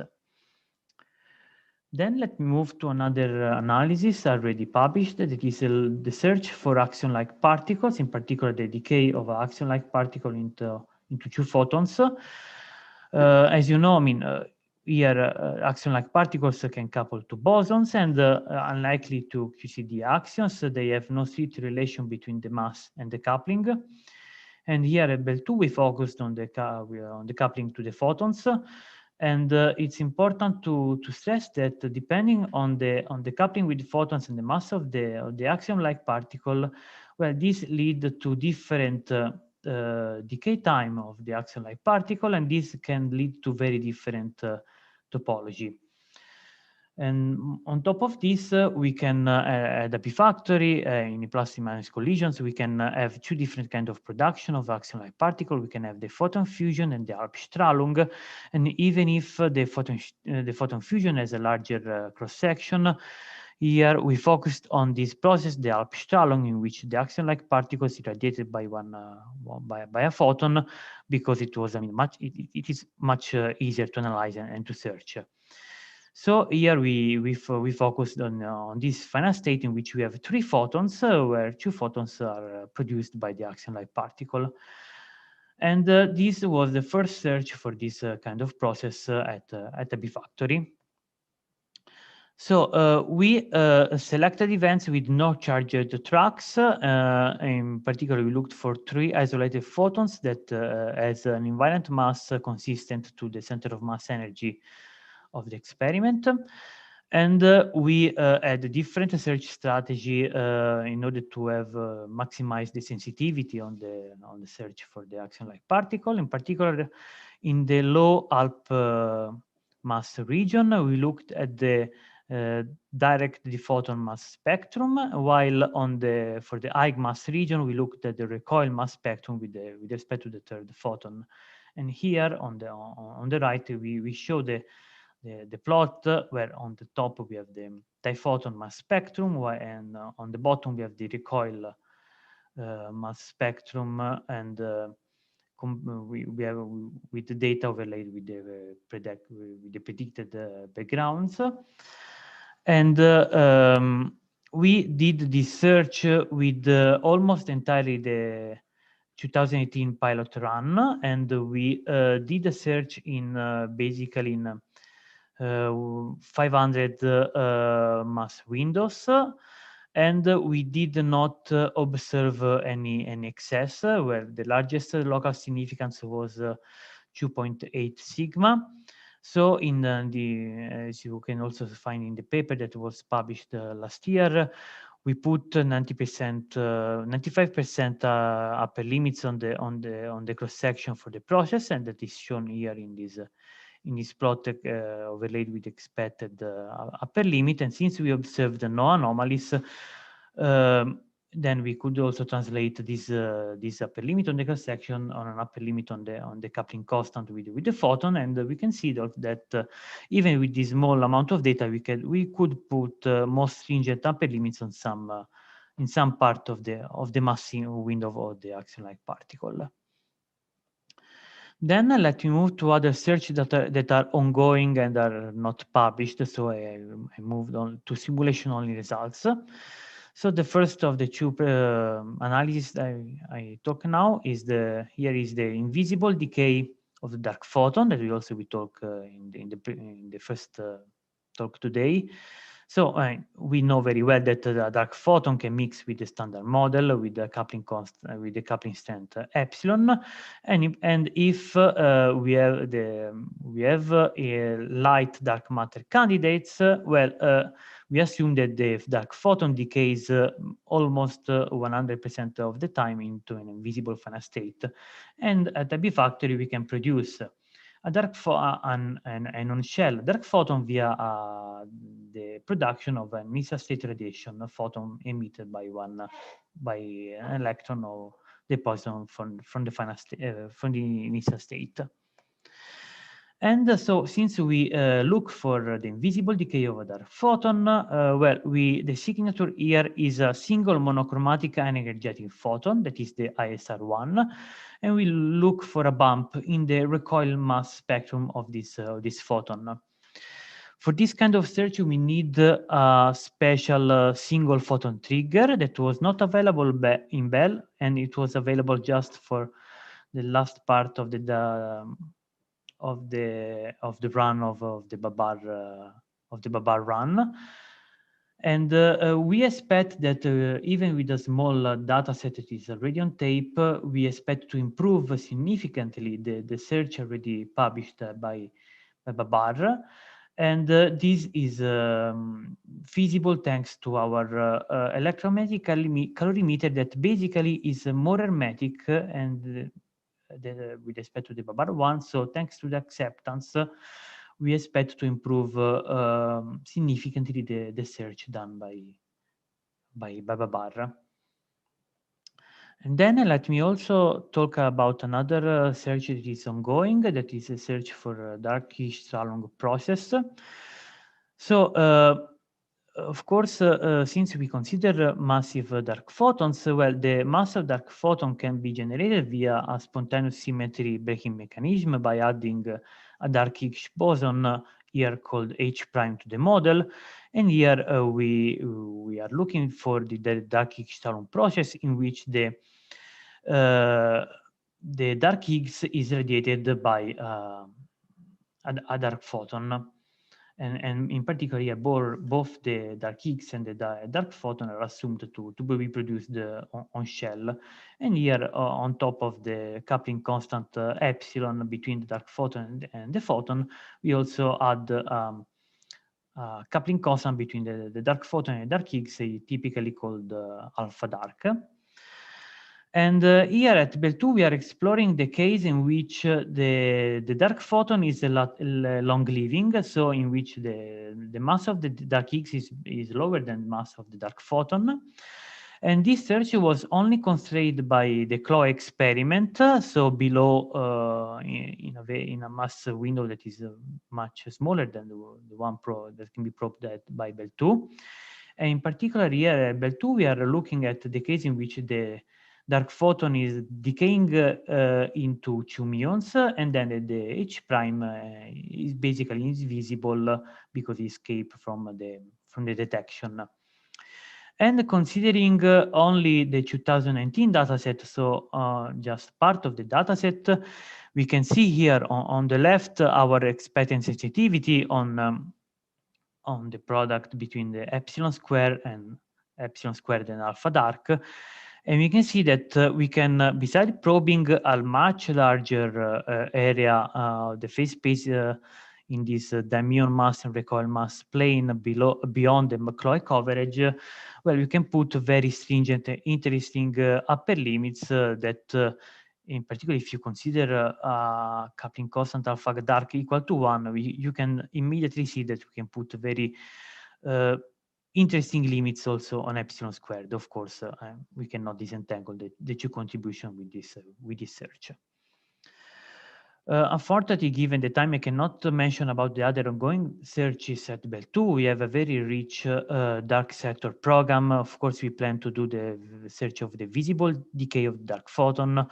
Also, we are looking for dark matter from B decays. We are also looking for the inelastic dark matter, other Z prime decays. We are also looking for magnetic monopoles and so on. So, I mean, we are going to publish very interesting researches in the next years. So to summarize, Bell2 will probably lead the field in dark sector searches in the MEV and GV scale in the coming years. We collected up to now more than 200 inverse femtobarn of collisions data that will allow us to publish very interesting results pretty soon. But even with the much smaller data set, so with the pilot run that was much smaller than the one that we already have on tape now, we managed to publish 2 searches. That is the search for the invisible decay of a Z prime and the diphoton decay of an action-like particle. And we aim to publish soon the invisible decay of a dark photon and dark Higgs-Salon search. And that's all. Thanks a lot, Jacob. These nice results you already showed. So I don't know if there are questions. The people attending the meeting? No questions. Nobody. Okay, from my side, I have also curiosity. I finished in the Z prime to visible, slide 10, I think. So, I mean, it's impressive the amount of data that you are collecting and you expect to collect. So here on the plot on the left, I mean, these are the backgrounds. On top, you have the data, right? Yes. So the signal, you expect only deviation from here, right? Yes, basically I mean, because here is not. Yeah, basically we expect a bump here on this plot, yes. Okay, that was my curiosity. I mean, which kind of signal you expect here? So you expect a bump, okay. Yes, exactly. And when we are expecting to have included more statistics here? Well, yes. We are doing this and we are repeating this analysis right now, and it's a matter of finishing it. I mean, I don't know exactly when we are going to publish, or we are working hard on this. I can tell you that the next analysis on the dark sector that we will publish is the dark Higgs-Salon one. I mean, we are trying to publish it by the end of this year. Okay, good. I will expect to hear from this experiment. Yeah. I mean, it's really nice to see that increase of sensitivity here. Thanks. Yeah. I think Bradley had raised the hand. Yes. Thank you, Giacomo, for this very nice talk. So I was looking at slide 13, where you talk about these axion-like particle searches, and you say that this is the first time, or the first search of this kind that's been done at B factories. I was wondering, is there something specific about Bell2 that makes you particularly sensitive, or particularly sensitive in a particular mass range where other experiments aren't so good? Yeah, I mean, here the main point is that we planned this analysis in advance, and so we added some trigger lines dedicated to this process, because here we are dominated by the gamma final state that is a very large cross section, and typically these kind of processes are pre-scaled at level 1 trigger, so this reduces a lot the sensitivity. And so since we planned this analysis in advance, we did a lot of studies to have the sensitivity not cut away from our trigger. Okay, that's great. No, I hadn't realized that this was kind of all pre-planned and designed in this way. So that's really cool. Thanks. Yeah. In particular, there is also the case not studied here in which the 2 photons here are merged because this guy can be boosted. In particular, you end in a gamma final state that here, if you prescale this case, you basically cut away part of the phase space. Okay. Of course, the analysis then is more complicated, but I mean, we are also doing this case. Okay, thanks.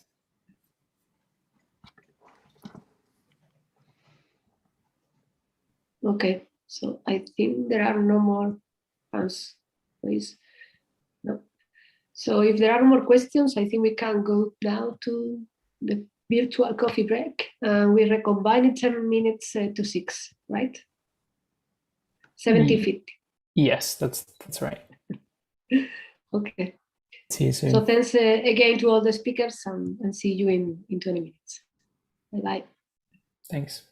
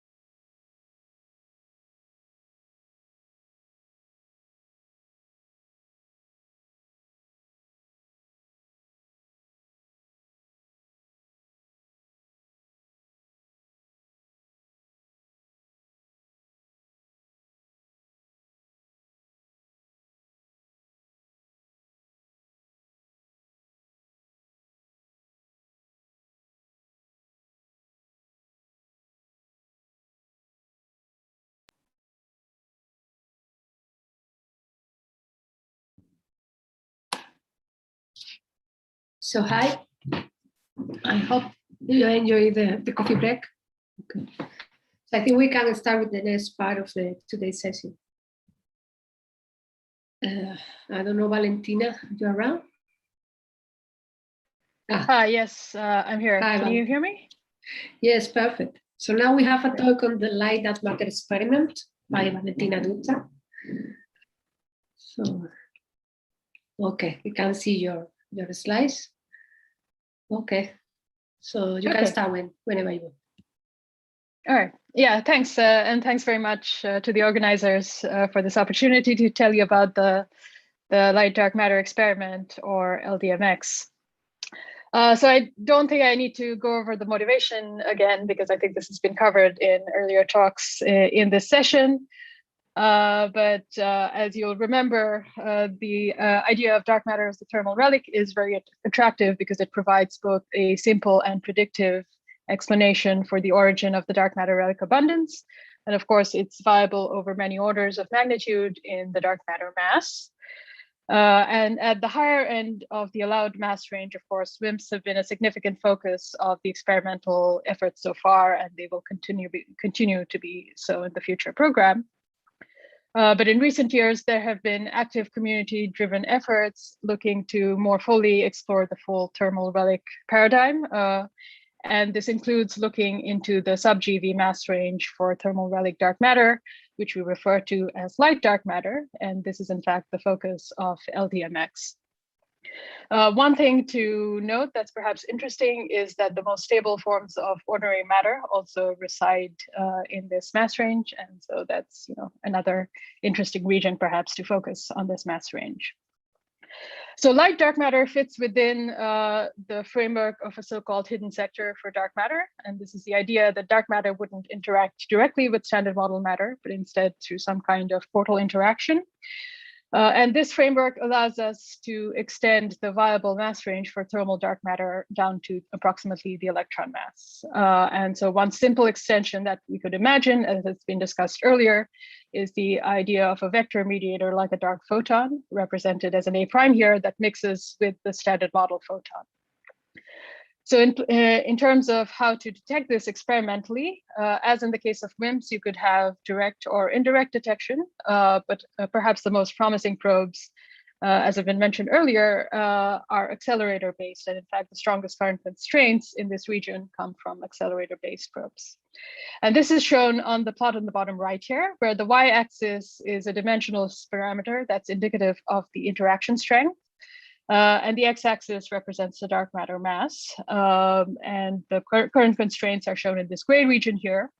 But the black lines represent the different thermal relic targets. So these are values of the interaction strength that are compatible with the thermal freeze-out condition as a function of the dark matter mass for different thermal dark matter models. So in particular, the highest line on this plot corresponds to scalar thermal relic dark matter, and the lower lines correspond to Majorana and pseudo-Dirac fermionic dark matter. As Gordon pointed out in his talk, it's useful to note that these different lines are fairly close together on this plot, and that's because the relativistic production of thermal dark matter at accelerators would be fairly insensitive to the nature of the dark matter itself, for example, its spin, etc. And so this is something that we hope to exploit with LDMX in order to fairly decisively test all of these different thermal relic targets over much of this open parameter space in the sub-GeV mass range. So the experimental concept of LDMX is fairly straightforward. We would have an electron beam that's incident upon a target. We can produce dark matter, for example, via the production of a dark photon. And this dark matter production would carry away a significant portion of the energy and momentum of the incoming electron. So the signature you're left with is missing momentum and energy, and we would have tracking and calorimetry systems placed downstream of the target in order to be able to identify this. Note that while this is the benchmark model that we use for LDMX, we would also be sensitive to a broader set of dark sector scenarios. For example, other types of mediators or strongly interacting massive particles, axion line particles, milli charged particles, etc. And in addition to the invisible decays, we would also be sensitive to displaced visible decays. And more details about all of these different types of scenarios and LDMX's sensitivity to them is explored in this paper that's linked at the bottom right here. But coming back to our benchmark model, so one of the important discriminants, as I've mentioned already, is the kinematics of this outgoing electron, which we call the recoil electron. And so for background, we expect the outgoing electron to have an energy that's very close to the incoming beam electron, whereas for signal, we expect it to have much lower values. And possibly the recoil electron could also have received a significantly large transverse momentum kick as it leaves the target. Another characteristic of the signal is that we expect to see no other visible final state particles except this low energy recoil electron. So LDMX plans to make parasitic use of the LTLS2 beamline at SLAC via a dedicated transfer line, which we call LISA. And this transfer line would supply the beam to the location at which LDMX would be located. The initial beam energy is foreseen to be 4 GeV with a later upgrade to 8 GeV. And LDMX would rely on the individual tagging and reconstruction of up to the order of 10 to the 16 electrons on target, which means that we need a beam that has low current, but a high repetition rate in order to be able to accumulate all of these 10 to the 16 interactions within a reasonable span of time. And so, of course, all of this has implications in terms of the detector technology that we need. It needs to be suited for these high rates as well as high radiation doses, because essentially we have detectors that are placed in the beam. And so these are going to need to be able to stand up to these high radiation levels. In particular, we need a tracking system that provides a fast response and has high momentum resolution. Again, a fast electromagnetic calorimeter, which we will use for the trigger, which provides good energy resolution and also has decent granularity, and I'll explain the need for that later. And finally, a hermetic hadron calorimeter that can help to veto anything that's not captured by the ecal. I'll note also that while our detector is optimized for this baseline missing momentum search, it is also sensitive, as I mentioned earlier, to displace visible signatures and can also carry out electronuclear measurements to help to support the neutrino physics program. So on the top left here, I have a schematic of what LDMX would look like from the outside with the portions shown for scale, and you can see it's a pretty small scale experiment. And on the bottom right here, I have a transverse cutaway that shows the different components of the detector.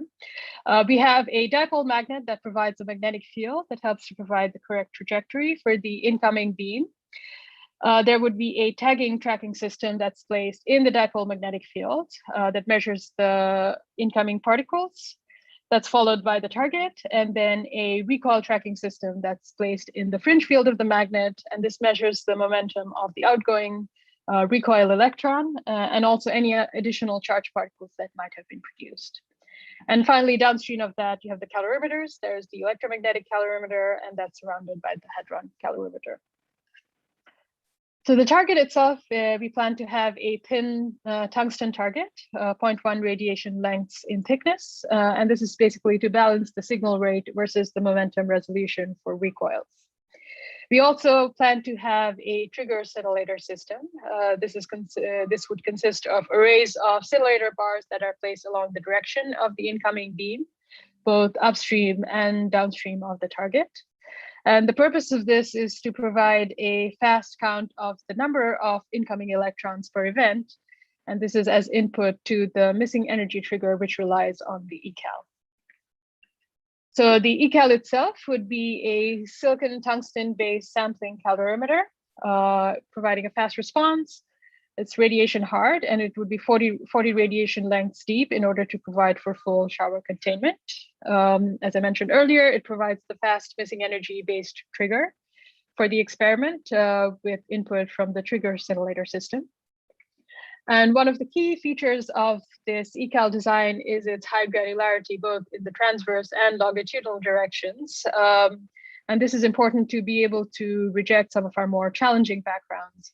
And this high granularity of this calorimeter also gives us MIP tracking capabilities, which come in very useful. So when an electron comes in to LDMX, the most common thing that can happen is it doesn't interact with the target, and you have an outgoing electron that's very similar in energy to the incoming one. But in a certain fraction of cases, you could also have the electron undergoing a hard Bremsstrahlung to produce a photon that carries away a significant fraction of the incoming electron energy. However, in most cases, this photon will also undergo purely electromagnetic showers in the ecal. So in both of these cases, either the electron that doesn't interact or you have a hard Bremsstrahlung photon, you have a total energy deposited in the calorimeter, in the electromagnetic calorimeter, that's pretty close to the energy of the incoming beam. So we can simply place an upper threshold on the total energy that's reconstructed in the ecal in order to very efficiently reject the vast majority of this purely electromagnetic background while maintaining very high signal efficiency, as shown in this plot on the bottom left here. However, in a small fraction of cases, you could have the photon undergoing a more rare interaction, for example, a photonuclear interaction producing hadrons, or a conversion into mu plus mu minus pairs. And in both of these cases, the total energy that's deposited in the ecal could be less than what we expect for the beam. But depending on what's produced, this might lead to characteristic features of the shower in the ecal. For example, the showers could be wider or penetrate more deeply than one would expect for purely electromagnetic showers. Or in some cases, you could have charged particle tracks being produced that can be identified with the help of the MIP tracking capabilities of this high granularity calorimeter. So what we can do is apply pattern recognition with the help of machine learning algorithms that use all of these different characteristic features of these different types of showers that occur for the different types of backgrounds. And this is shown on the bottom left here. This is a ROC curve that shows the performance of a boosted decision tree based on these different types of ecal features. And you can see that we're able to achieve over 10 to the 3 rejection of this more challenging ecal photonuclear background on top of what's already provided by the missing energy-based trigger, while maintaining, again, high signal efficiency.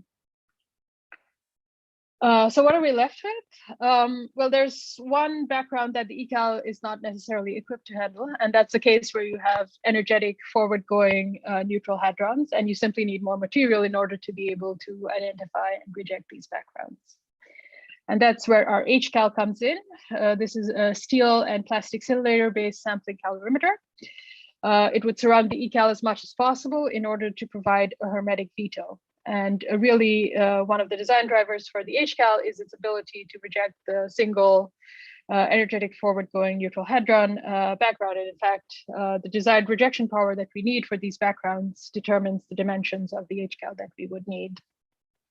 But in addition to these backgrounds, it can also help in other cases. For example, if you have wide-angle BREMs that evade the ecal, or if you have photon to muon conversions where the muons are more energetic and they travel further in the detector.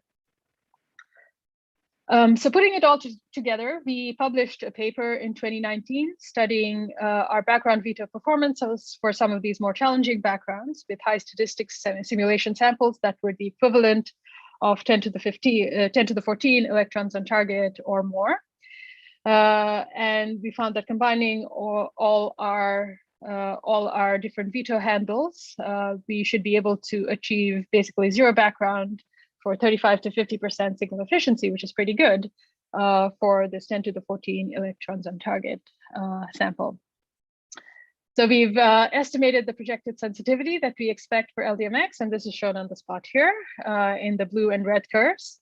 The blue curve corresponds to an initial run of LDMX where we expect to acquire of the order of 10 to the 14 electrons on target with a 4 GeV beam.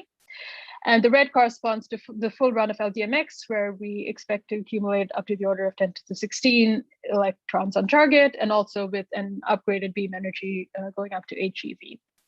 And so you can see that with the full run of LDMX, we would expect to be able to probe of the order of a couple of hundred MeV or even higher for all of the different thermal relic targets that I had mentioned earlier. And the detailed analysis that goes into all of this is described in this paper that's on arXiv linked here.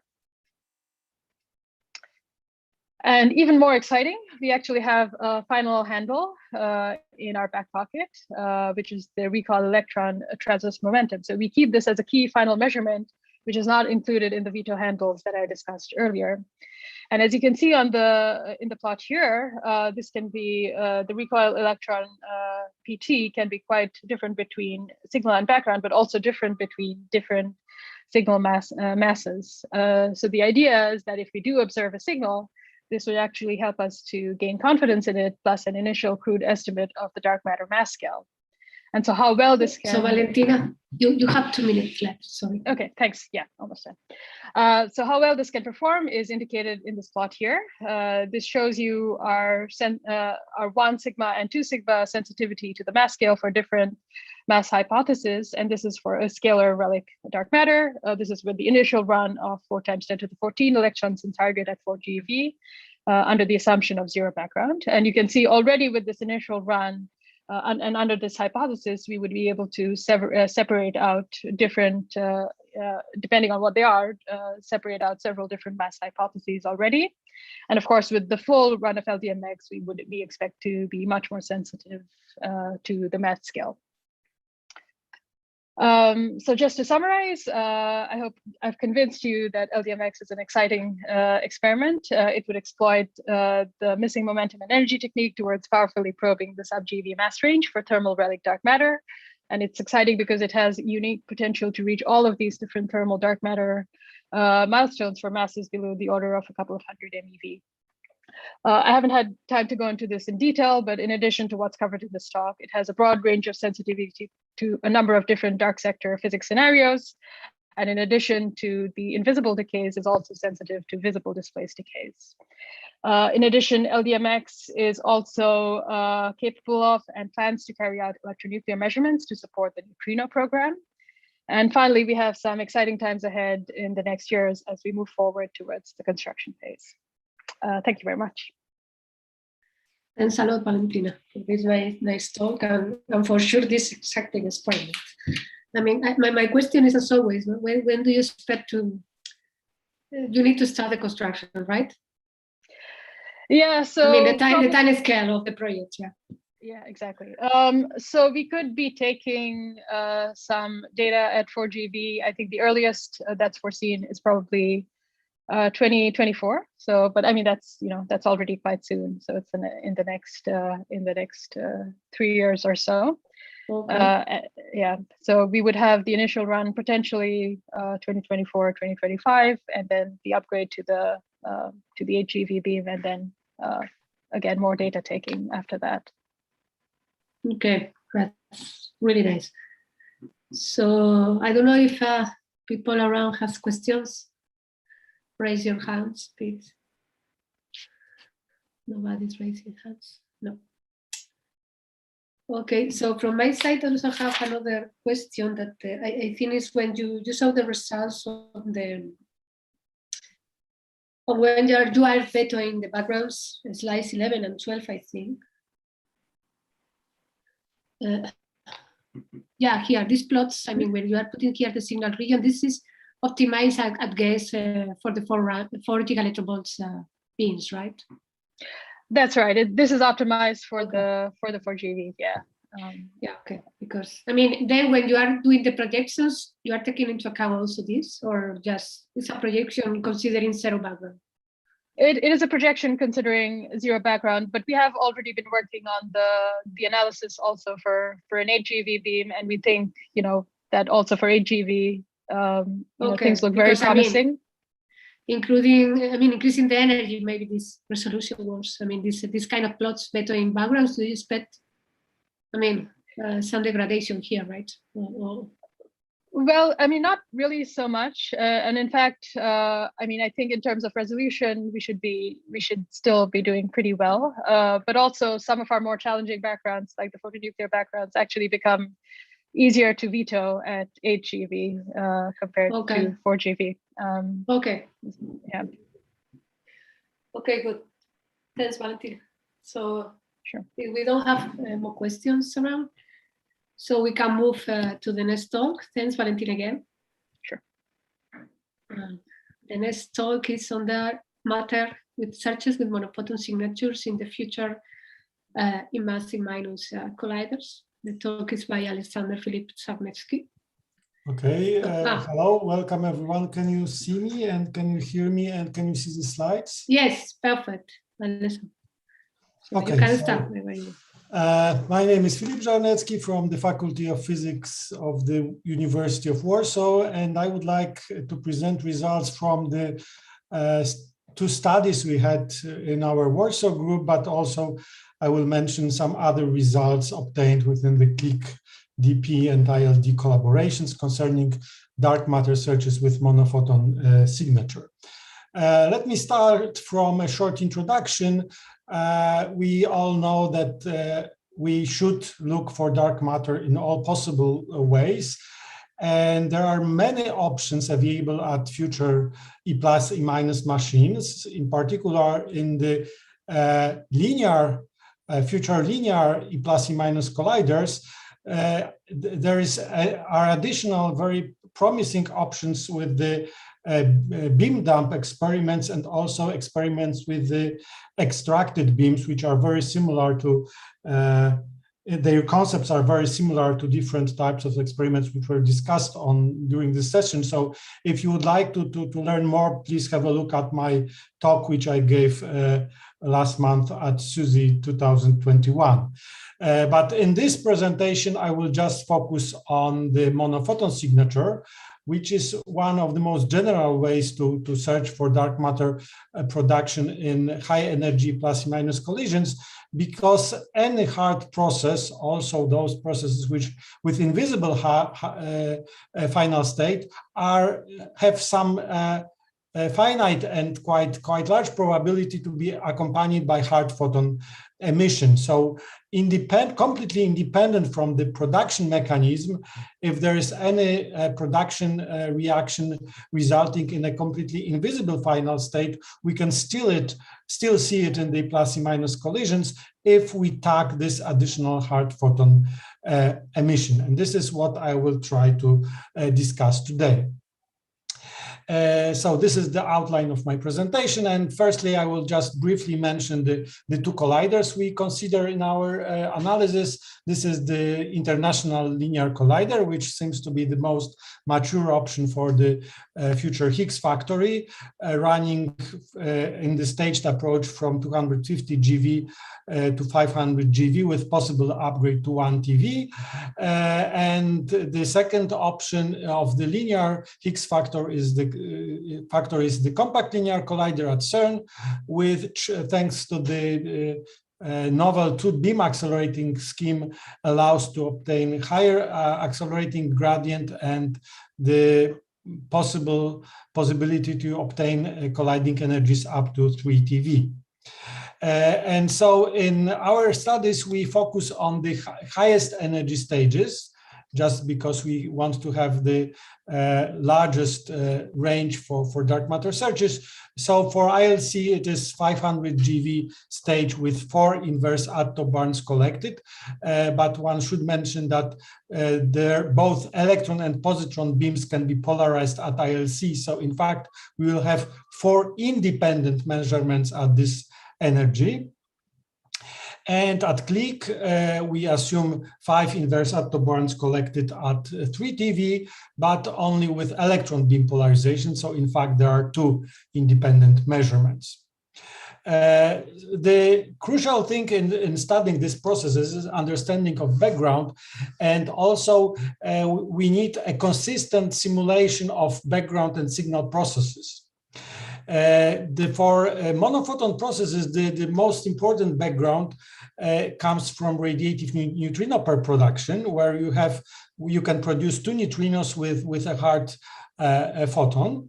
And also there is a significant contribution from the radiative BEBA, at least before the detector level selection. And the Wizard, which is the program which is most commonly used for simulating signal and background processes at the plus and minus colliders, provides the dedicated ISR extraction function option to include all possible, all available orders of soft and collinear and hard emissions of photons. But for the photons which will be measured in the detector, we would like them to be calculated precisely, so the cross-section calculated most precisely on the matrix elements level.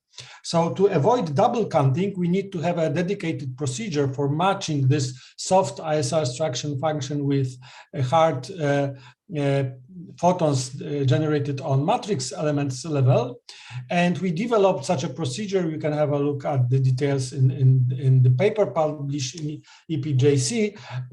But to just in few words, this method is based on division of the phase space for photon emission into two regions, the soft region and the hard region, based on photon energy, and also two variables, which we denoted Q- and Q+, which correspond to the virtualities of electron or positron after emission of the real photon. So we assume that where these virtualities are below 1 GeV, this is simulated with the ISR structure functions, and all emissions with higher virtuality of the final state of the intermediate electron or positron should be simulated on the matrix element level. And this also corresponds to the approximate coverage of the detectors. So with this matching procedure, all photons which can be measured in the detector can only come from the matrix element level. And this is what we require for the proper simulation. So let me now mention the results which were obtained for heavy mediator approximation. So assuming dark matter is pair produced by exchange of a heavy mediator, for the results for clique running at 3 TeV were obtained on the generator level with the quite simplified selection, but this just shows the reach of this approach. We required a single high energy photon reconstructed in the detector, and we veto events where there is any other activity, additional photons or electrons of the Baba scattering in the detector. And it was found out that the highest sensitivity to dark matter production is obtained where we consider the ratio of the photon energy distribution for data collected with negative and positive electron beam polarization. The fact that the sensitivity is highest for when we consider the ratio is mainly due to the fact that the most systematic uncertainties cancel when we consider the ratio of these distributions. And from you can see this ratio on the left plot, where red points indicate the expectation for background, and blue points indicate expectation for signal plus background, where we assume pair production of dark matter particles for dark matter mass of 1 TeV. And from this comparison, we can obtain the limits on the radiative dark matter pair production, and these limits are on the level of 1 femtobarn in terms of the production cross-section. Unfortunately, in this approach, they do depend on the assumed model. For the models which were studied in the paper indicated here, assuming the calculated cross-section limits, exclusion limits for the dark matter and mediator masses were calculated, and they are shown here on this left plot, where, as you can see, limits on the mediator masses range up to about 9 TeV. And if a signal of the dark matter pair production is observed, which is an example is shown on the right, then we should be able to extract the dark matter mass with precision of the order of 1%.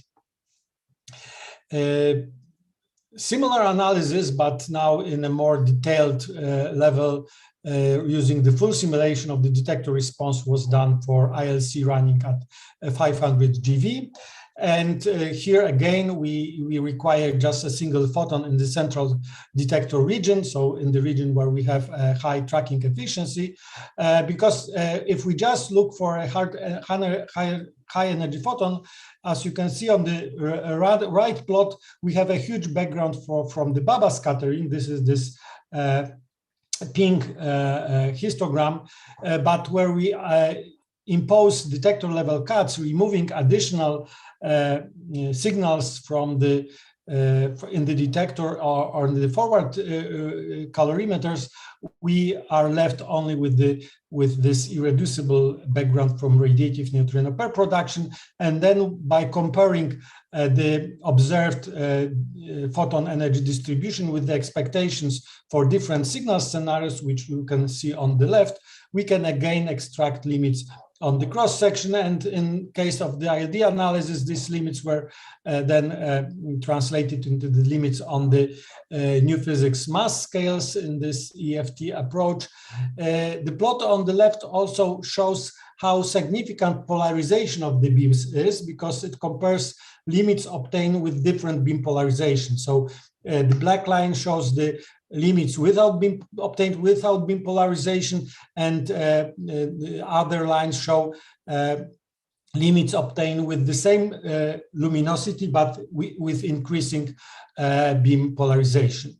By combining runs with different polarizations, the limit on the new interaction mass scale of the order of 3 TeV is obtained for masses of the dark matter particles basically up to the kinematic reach. This mass scale corresponds to the mass of the mediator when we assume that the couplings are of the order of 1. So let me now come, okay, these limits are comparable to the limits which can be obtained at hadron colliders, in particular at FCC HH, for the corresponding scenario within the monos jet search.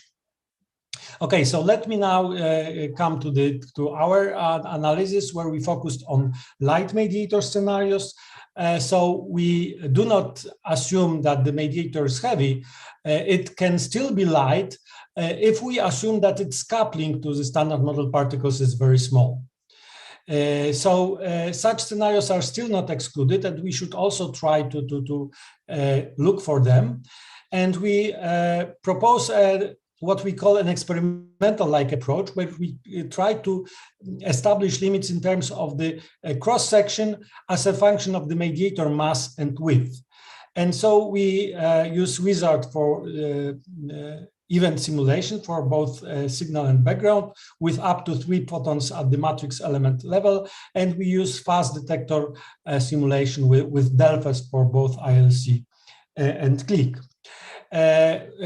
Also, to improve our sensitivity to different models, we consider 2-dimensional photon distribution. So distribution in this variable ft gamma is in fact the logarithm of photon transverse momenta, but normalized in such a way that 0 corresponds to the minimum transverse momenta and 1 to the maximum transverse momenta for given rapidity, and rapidity is the other variable. So these 2 variables give complete the description of the monophoton event. And then we compare the distribution of these events for background and for signal. As you can see, in case of the light mediator exchange, so if the mass of the mediator is below the center of mass energy, we can clearly see a very striking reach on this plot, which just corresponds to the radiative return events. So this is a plot for 500 GeV ILC.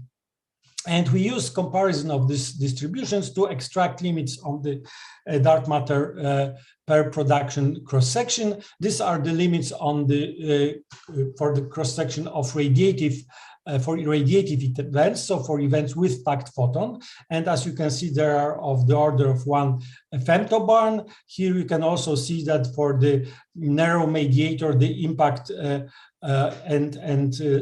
narrow light mediator, the impact of systematic uncertainties is significantly reduced compared to the case of the heavy mediator, where the virtual mediator is exchanged. But these limits have still to be corrected for the probability of hard photon emission. And if we do so, we obtain the limits on the total dark matter production cross-section, which are of the order of 10 femtobarns for light mediators and of the order of 30 to 40 femtobarns for heavy mediator, both for ILC and click, but only in the region of the mediator masses very close to the collision energy, these limits are significantly worse. But this is because in this case, where you really produce a mediator as a resonance, radiative processes are just suppressed by kinematics. So we can translate, well, these are limits also compared for different coupling scenarios. And as you can see, these limits are comparable in the same range. And we also translated these limits to the limits on the mediator coupling to the standard model particles. And these limits are of the order of few times 10 to the minus 3 at the ILC and of the order of 10 to the minus 2 at click. This is for vector mediator of different widths. And this is for different mediator types. But as you can see, these limits given in this formalism depend rather weakly on the mediator type. And this is two minutes left. Yeah, I'm almost finished. So let me just conclude. I hope I convinced you that future E+E- give many complementary options for dark matter searches. Well, this I mentioned at the beginning. Please have a look at my other presentation if you are interested.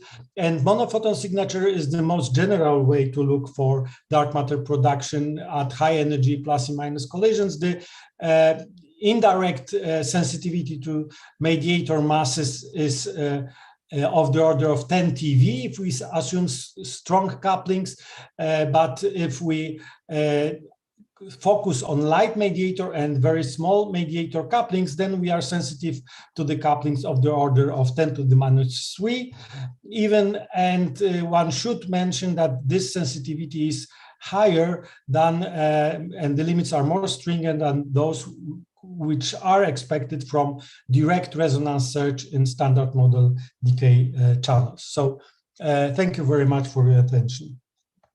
Thanks a lot, Alexander. So, okay, I think there are questions this round. Bradley? Yeah, thanks for the nice talk. My question is about the complementarity between E+E- colliders and hadron colliders. In this case, would you be looking at would you be sensitive to a different mass scale for the dark matter compared to a hadron collider, for example? What's the complementarity there? Well, if we look at this plot, in my opinion, this plot is a little bit, well, I would not call it cheating, but it's like comparing, apples to oranges. Because even if we assume same formalism, we just test different operators. Because at LHC, you clearly test here operators connecting quarks with dark matter, and at lepton colliders, you test operators connecting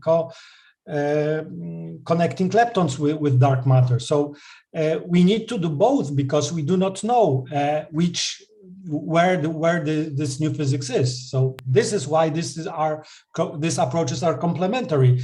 This plot is just meant to show that the mass scale reach is similar. It's equivalent basically, but okay. Well, we do not know. It could be that there is all the new physics at hadron colliders and nothing at E+E-, but it could be as well that there's nothing more at hadron colliders and all new physics is related to leptons and electroweak processes, for example. Okay, so you couldn't argue that we should just build one of these types of colliders and not the other. You're saying well. Well, this is a different type of discussion. Maybe that's too much to get into right now. Yeah, in my understanding, we should rather focus now on precision measurements than going to large energy scales, because this is the LHC, which was already supposed to give us sufficiently high energy scale to see all new physics. And well, it seems to fail. So I would not use this argument again. So we just need precision now, okay, not high energy. Okay, thank you. Okay, so are there more questions around? No. Okay, so thanks, Alexander. Hey, so thank you very much for allowing me to present this. You're welcome. So now we can move to this talk. That is the status of the ALPS 2 experiment from Jean-Paul. So yeah, okay, we are seeing your slides. Okay, so you can go ahead. Yeah, just have to find the unmute button, but now I found it. Okay, can you hear me? Yes. Okay, and I guess you see my screen now. Okay, then thanks for the invitation to the organizers to present the status of the ALPS 2 experiment. You might wonder about the picture that I put in the front. It's actually from a high school art class that was introduced to our ALPS 2 experiment, and that was kind of the result they drew, and which is now also painted on one of our magnets. But I will tell you in more detail during the talk. So the motivation for the experiment is that in ALPS we broadly look for this weakly interacting slim particles, which I guess most of you know, with masses below the EV scale and very tiny coupling to standard model particles, which also occurs as a necessary part of the string theory model, if you believe in that. And those particles include this original QCD axion, but also axion-like particles, which have very similar properties, and which I will mostly focus on the detection during this talk: dark photons, mini-charged particles, and chameleons. And the reason we do that is that experimental results hint obviously at dark matter. That's why we're here at this conference, but also dark energy. There's a strong CP problem that you can solve with introduction of the QCD axion. And then there's something called tera-electron volt transparency. Jan, yeah. Sorry, I don't know if you are still in the title or you are moving the slides, but we are not seeing. Sorry? I don't know in which slide are you, because I only see the title. Okay. I'm on slide 2. Yeah. Yeah, sorry. Maybe I have to leave the presentation mode then. All right. Let me just switch to, maybe I'll stay like this if you don't mind. Now you see the slide 2, correct? Yes, the slide. Yes, yeah, okay. I'll just stay in this non-presentation mode then. And so, like, as you might see here, there's this explanation that we'll see an excess of tera-electron volt radiation here on Earth, and one explanation could be that these particles, like high energetic photons, travel part of their way to the Earth as an axion and don't interact or only interact weakly with standard model particles. So I will now focus on the experimental part. And first, to design our experiment, of course, we have to ask ourselves, are we comparable with other experiments? And so now what you see here in this slide is the coupling to photons. So this G alpha gamma gamma, and this is a logarithmic scale. So it's quite a wide range here. You might see here the ALPS 1 experiment, which was a previous experiment also conducted by members of our group. And this is the limit for the ALPS 2 experiment. So on the x-axis, there is mass in electron volt and also logarithmic scale. And then here in purple, you see this is where Alps as cold dark matter might hide. We are not sensitive to this QCD axion. And for example, here's this possible region for this tera electron volt transparency. And in blue is basically a parameter region that has been looked at with other experiments, for example, CAST and LDMX.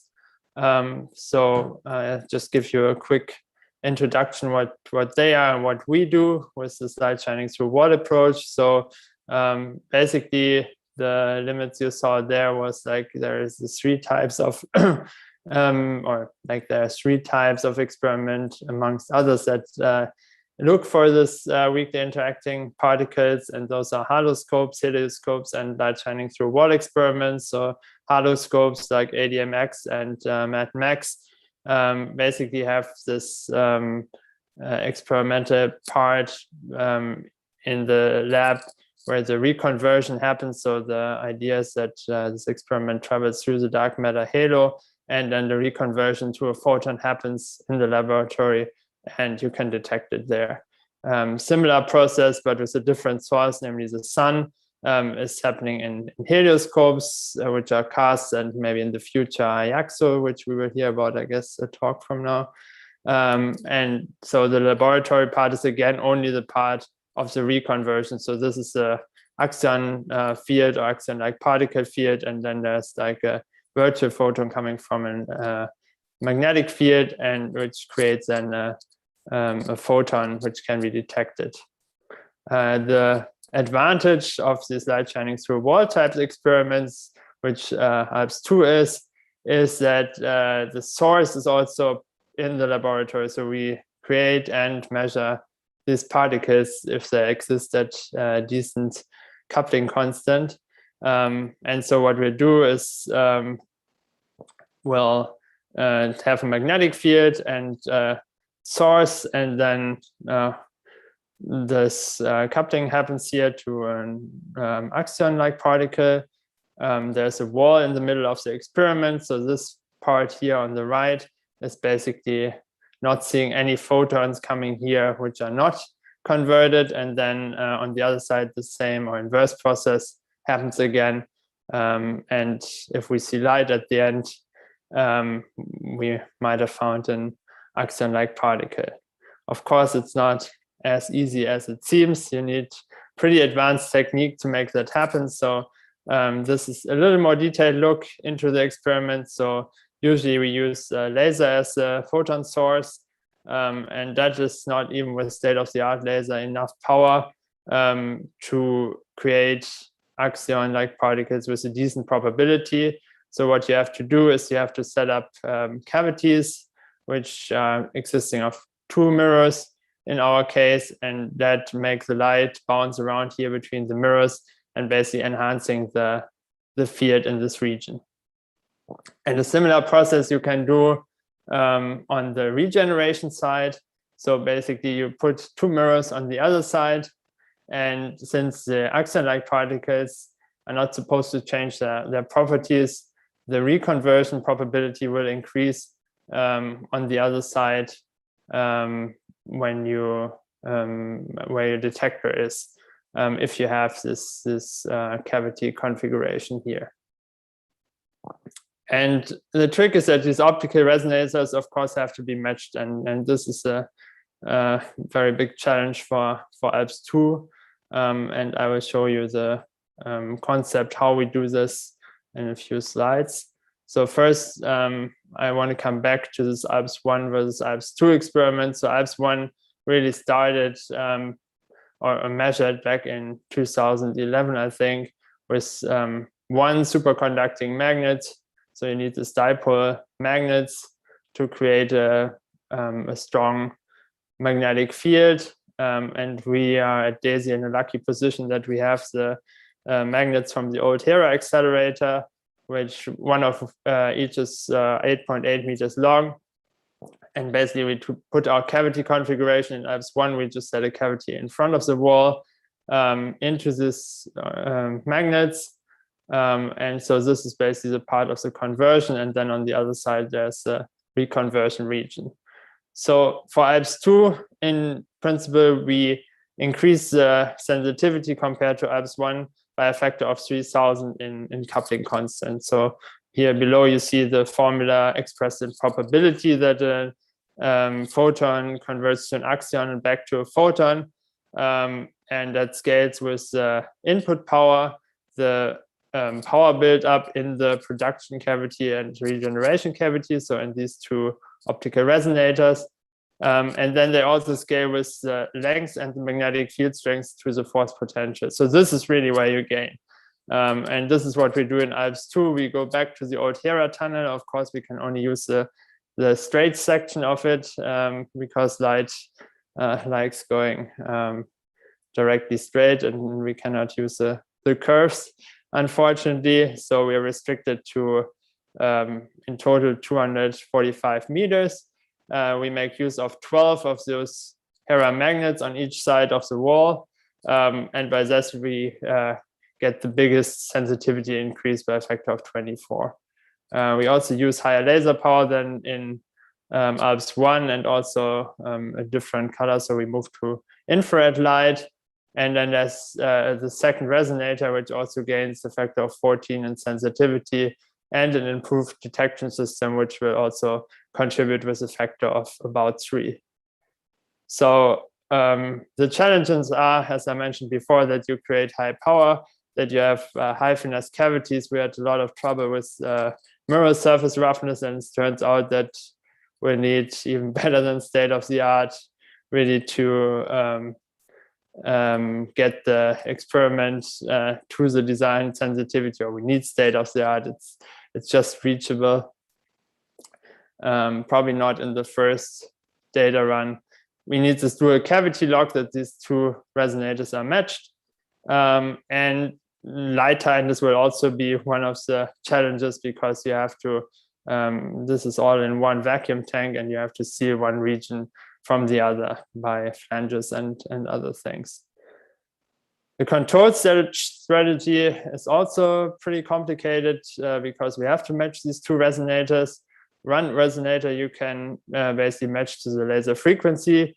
The other resonator, you have to match the length of this resonator to the the resonance frequency to the resonance frequency of the first resonator, and you can only do it with a fast enough length actuator. And this was a whole development on its own, which we did. And we choose to take a second laser, so you could couple out this field and re-inject it again, or you use a second laser.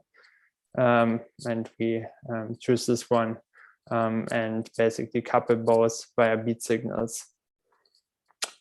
We have two different detection techniques, which I guess I cannot go into in much detail. This is basically a heterodyne detection system, which uses this weak field that we would get if there's a reconversion of an axion-like particle, and a stronger field at a slightly different frequency. Then we do a field detection, and from the beat signal, you can basically resolve the axion-like particle signal. A whole different approach is this transition edge sensor, which we will also make use of. And this is a photon counting method where you basically have this, in this case, two transition edge sensors. They are connected via fibers to the experiment. And basically you do photon counting. Both detection systems we will use, as there's no competing experiment, and especially if we find a signal, we would like to confirm this with a different detection system with different systematics. I will not go into much detail on this slide. This is the heterodyne detection scheme in general. Maybe I can say that this is maybe one of the plots you might expect in the future from ALPS2 data, which basically measure noise. And if there's a signal coming out of the noise here, this is from a tabletop experiment which was conducted at the University of Florida, where they artificially inject the signal at 3 × 3 × 10⁻² photons per second. And basically you see that here you just measure short noise of the laser in principle, which it goes down over time because of the integration time. And then like if you match the demodulation frequency, you see the signal eventually. And if you're just slightly off by here, I guess 3 microhertz, then you won't find the signal basically. So this was a nice first demonstrator, but now we have to do it in big scale, and we are on pretty good path. So now I will just show you some pictures of the site. So this is from the installation of the magnets. This was when all magnets were installed in October of 2020. We had a celebration where everybody was allowed to sign one of the magnets, and I guess also these pictures from the beginning were painted on it. This is a look inside one of our clean rooms. So the first task, this is probably the most boring and most fascinating picture at the same time. So this is just a green laser beam at the end of the tunnel. So we, after the magnets were positioned and set up, we put a green helium neon laser in one of the end stations and just shown it through the whole system. And luckily we got a nice Gaussian beam at the end, which means that all magnets are roughly aligned. And then we started with infrared commissioning. We didn't have the central station yet, so we started with a 245 meter cavity and infrared light. So you can see some pictures here also from our digital locking electronics. And at the end of last month, we got the first lock of the cavity, which you can see here. This is a Gaussian beam shape of this 245 meter cavity. And just last week, the central part got installed. So this is how the center looks like. There are 2 boxes, and then there's this shutter in between. So this is basically the wall, and we want to be able to open. 2 minutes left. Yeah. We want to be able to open the wall eventually to also inject the signal and try to find maybe signals that like spurious signals, or check that our resonators are matched and so on. So this is something that is currently being set up and implemented. This is a timeline. So we are here currently in the commissioning phase. We will hopefully have a first science run by summer of 2022. And as I mentioned before, as we had problems with the roughness of the optics, we are striving for some upgrade optics in collaboration with LMA, this French institute that can produce very nice optics, or at least has the capability of measuring the surfaces very accurately. And hopefully they will provide us with the optics that then bring us to this 2 × 10⁻² per GeV sensitivity. And then afterwards, we will start with a transition edge sensor optics run. So ALPS is a collaboration of DESY, the AI in Hanover, University of Florida, Mainz University, Cardiff, and recently a group of the Hamburg University joined. And so this was one of the last in-person collaboration meetings before the pandemic. And with this, I will come to the conclusions that we basically set up with ALPS to a light shining through a wall experiment with state-of-the-art optics and superconducting magnets. The ALPS 2 site will be fully operational at the end of the year. So then the magnets and clean rooms are fully operational, and we can start commissioning 2 cavities. We already started optics commissioning with one very long 245 meter cavity, which also gives us some insights in our locking strategy and length noise spectra, which are very useful. And then the first real data run is anticipated for summer of 2022. And afterwards, implementation of upgrade optics and a second detection scheme will follow. So with this, I'd like to thank you for listening. Thanks a lot, for this nice talk. Also nice to see the laser. So, yes. Yeah, so we hope we now. have. Yes. Now it's close to next year, right? I mean, just to taking data. So I don't know, people in the public has any question around? Not really. I mean, I think it was really clear. Also, it's impressive. I think it's the increase of sensitivity you have right now with ALP2 compared with 1. Mm-hmm. So yeah, we expect to see the results soon. We hope so too. Yeah, for sure. So okay, if there are no questions around, probably we can move to next talk. So thanks, Jan, again for this nice Thank you. presentation. And if we move on to the next one, that is a talk by Konrad Antemula about the actions shared with baby EXO helioscopes. So, we have here the slides. So you can go ahead whenever you want.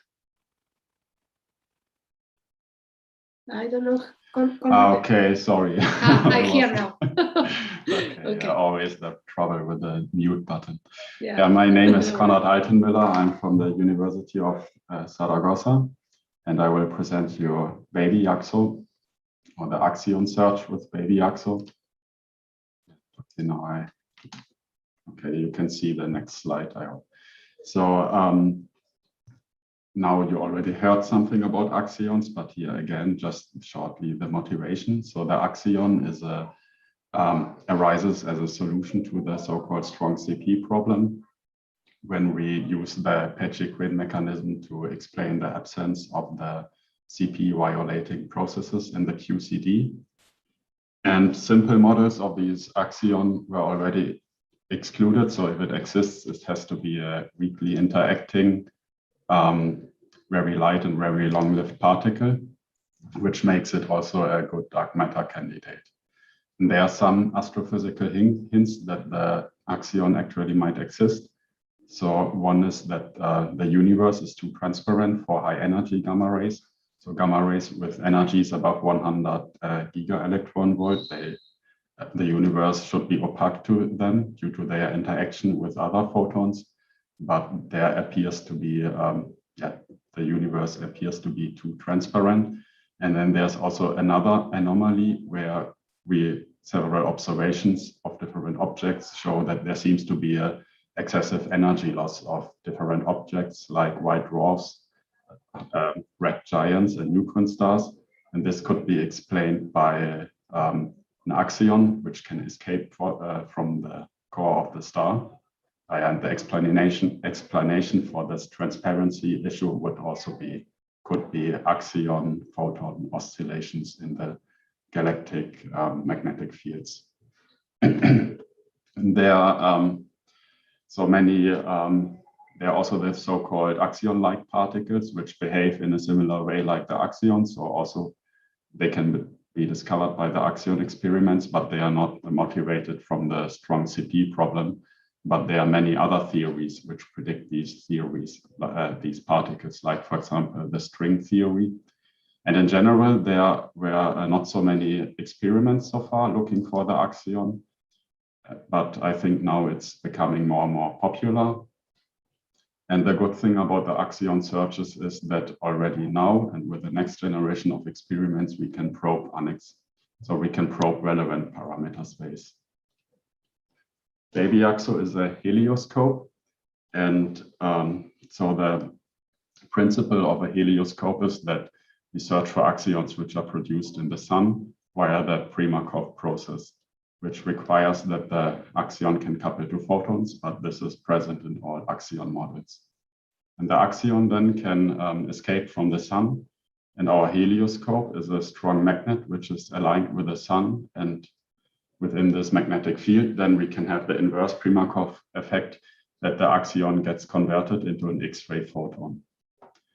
And here you see the expected spectrum. So the blue line is the Primakov contribution.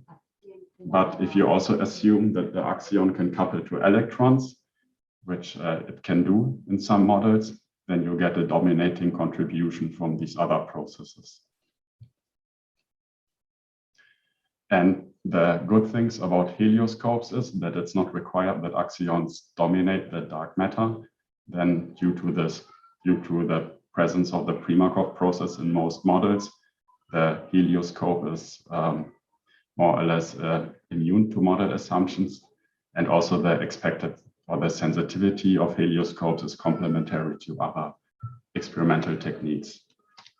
And to maximize your sensitivity, the most important characteristics of this helioscope are that you have a really strong magnet and with a large volume. then you need optics, which can firstly have a high throughput and then can focus the signal on a small spot that you can see it in your detector above background levels. Then the detector, of course, needs also to have a high efficiency and low background levels and a low threshold, because as you see here in the expected spectrum, the peak is at a few keV. And then also you need a good drive system which can align the helioscope with the sun for a long time during the day. There were already several experiments. One was at Brookhaven. I don't have a picture of this. Then there was the Sumiko helioscope in Tokyo, and currently still operating is the CAST helioscope at CERN.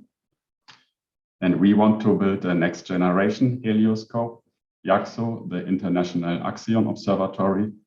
And it should consist of a 20-meter long magnet, which can deliver a magnetic field up to 5.4 Tesla. And this magnet then has 8 bores, which each 60 centimeter diameter, and each bore is equipped with X-ray optics and a detector. And it's mounted on a structure which should allow it to track the sun for 12 hours per day. And you can see here a human for scale. So this is quite gigantic, this helioscope, and difficult to build. So we want to start with a smaller prototype called Baby JAXO. It will serve as a technological prototype with only 2 bores, but it will still be a fully fledged helioscope, which will be able to deliver relevant physics results. Here you can see the expected sensitivity of Baby JAXO in the axion parameter space. So on the x-axis, you see the axion mass. On the y-axis, you see the coupling constant of the axion to photons.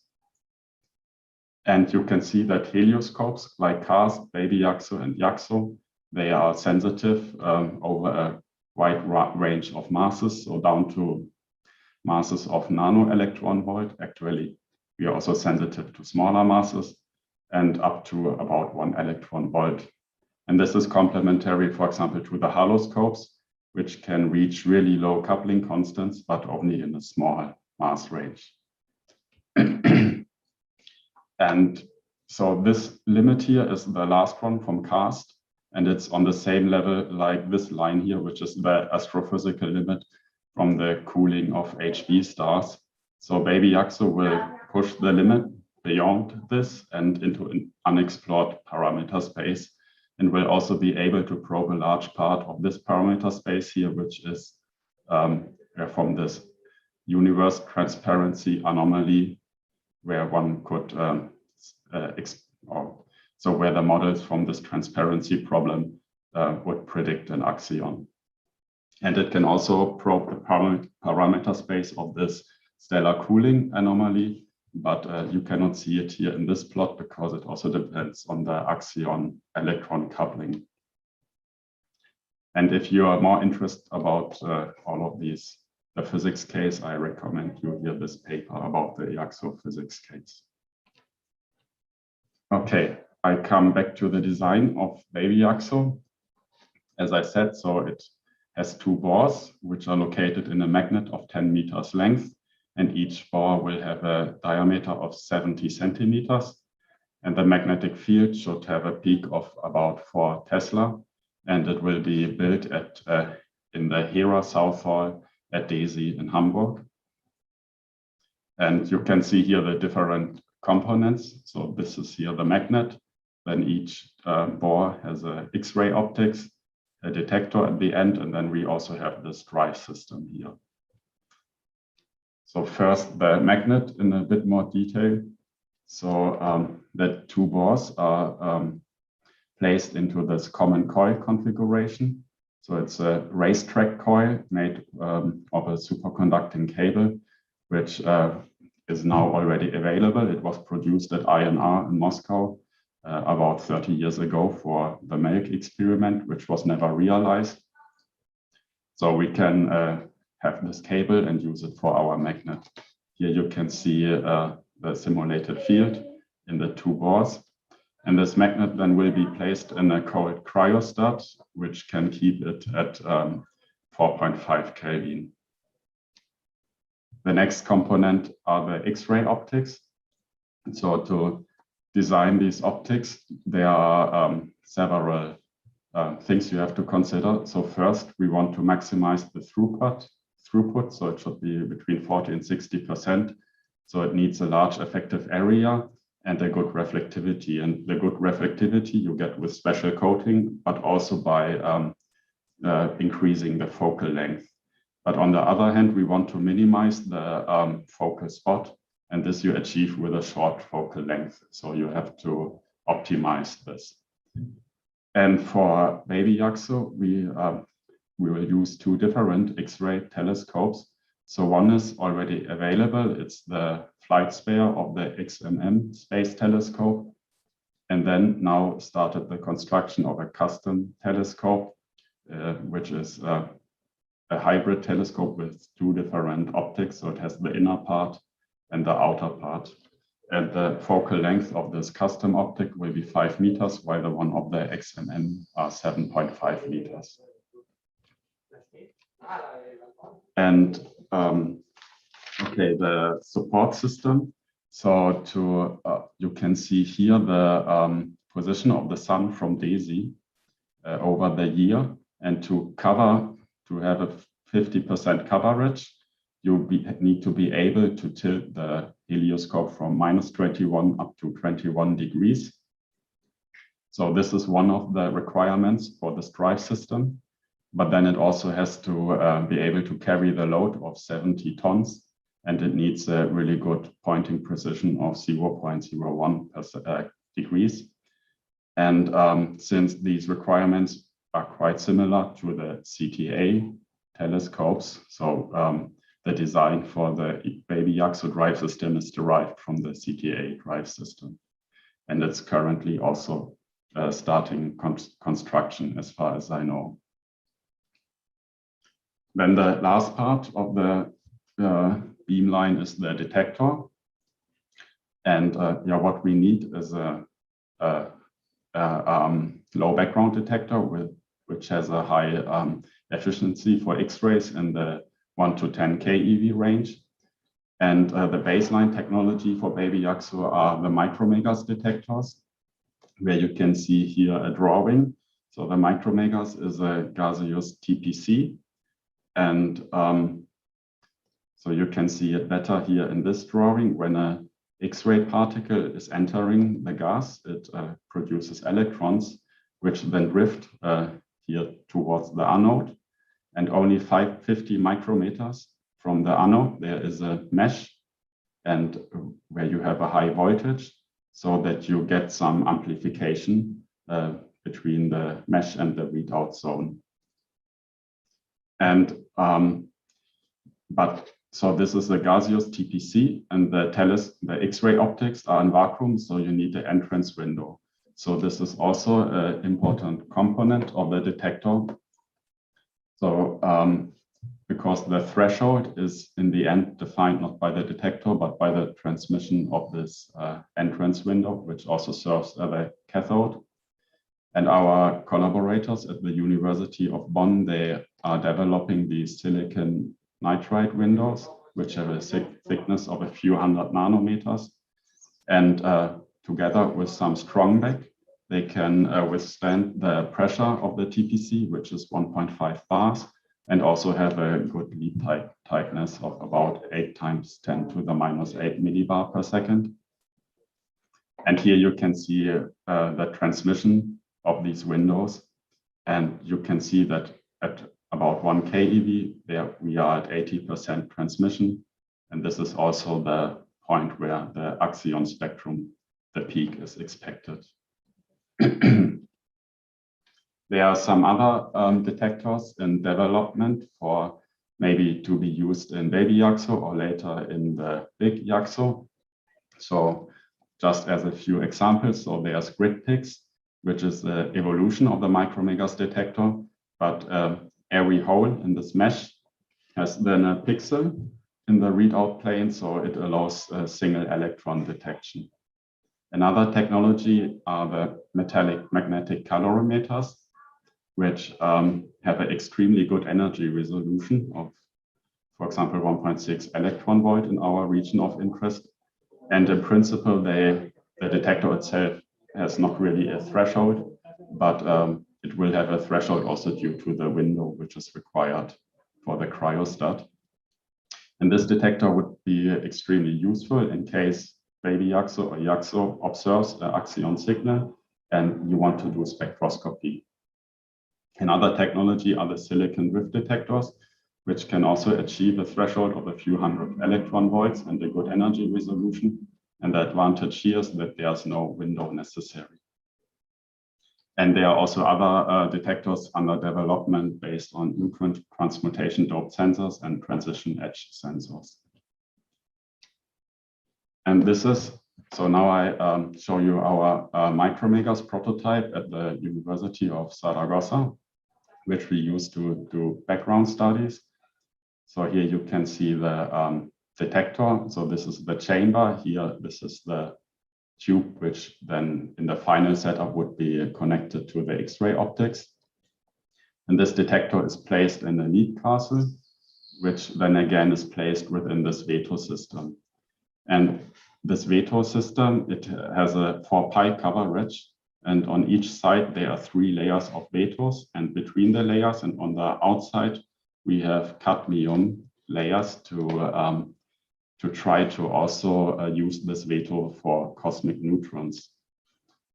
So about these background studies, you can see here the background level from CAST, which was brought down to 10 to the minus 6 counts per keV per square centimeter per second.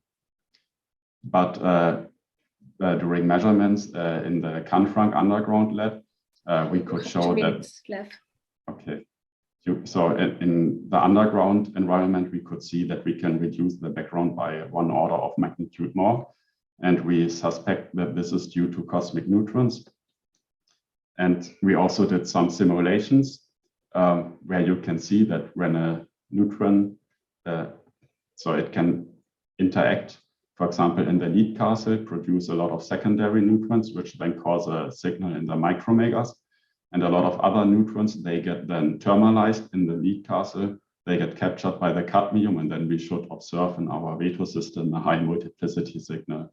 And this is, these are the kind of measurements what we are doing now to try to, to test if we can see neutrons also with our veto system.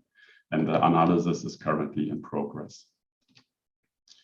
The timeline for baby YAXO you can see here. So now we are in the design and construction phase still, and we hope to start data taking in 2024. And also in the meantime, in the next years, we hope that we can start to then to design YAXO and also to construct it then in a few years, parallel to the baby YAXO data taking. I come to my conclusions. So in general, helioscopes can search for axions from the sun in a wide mass range.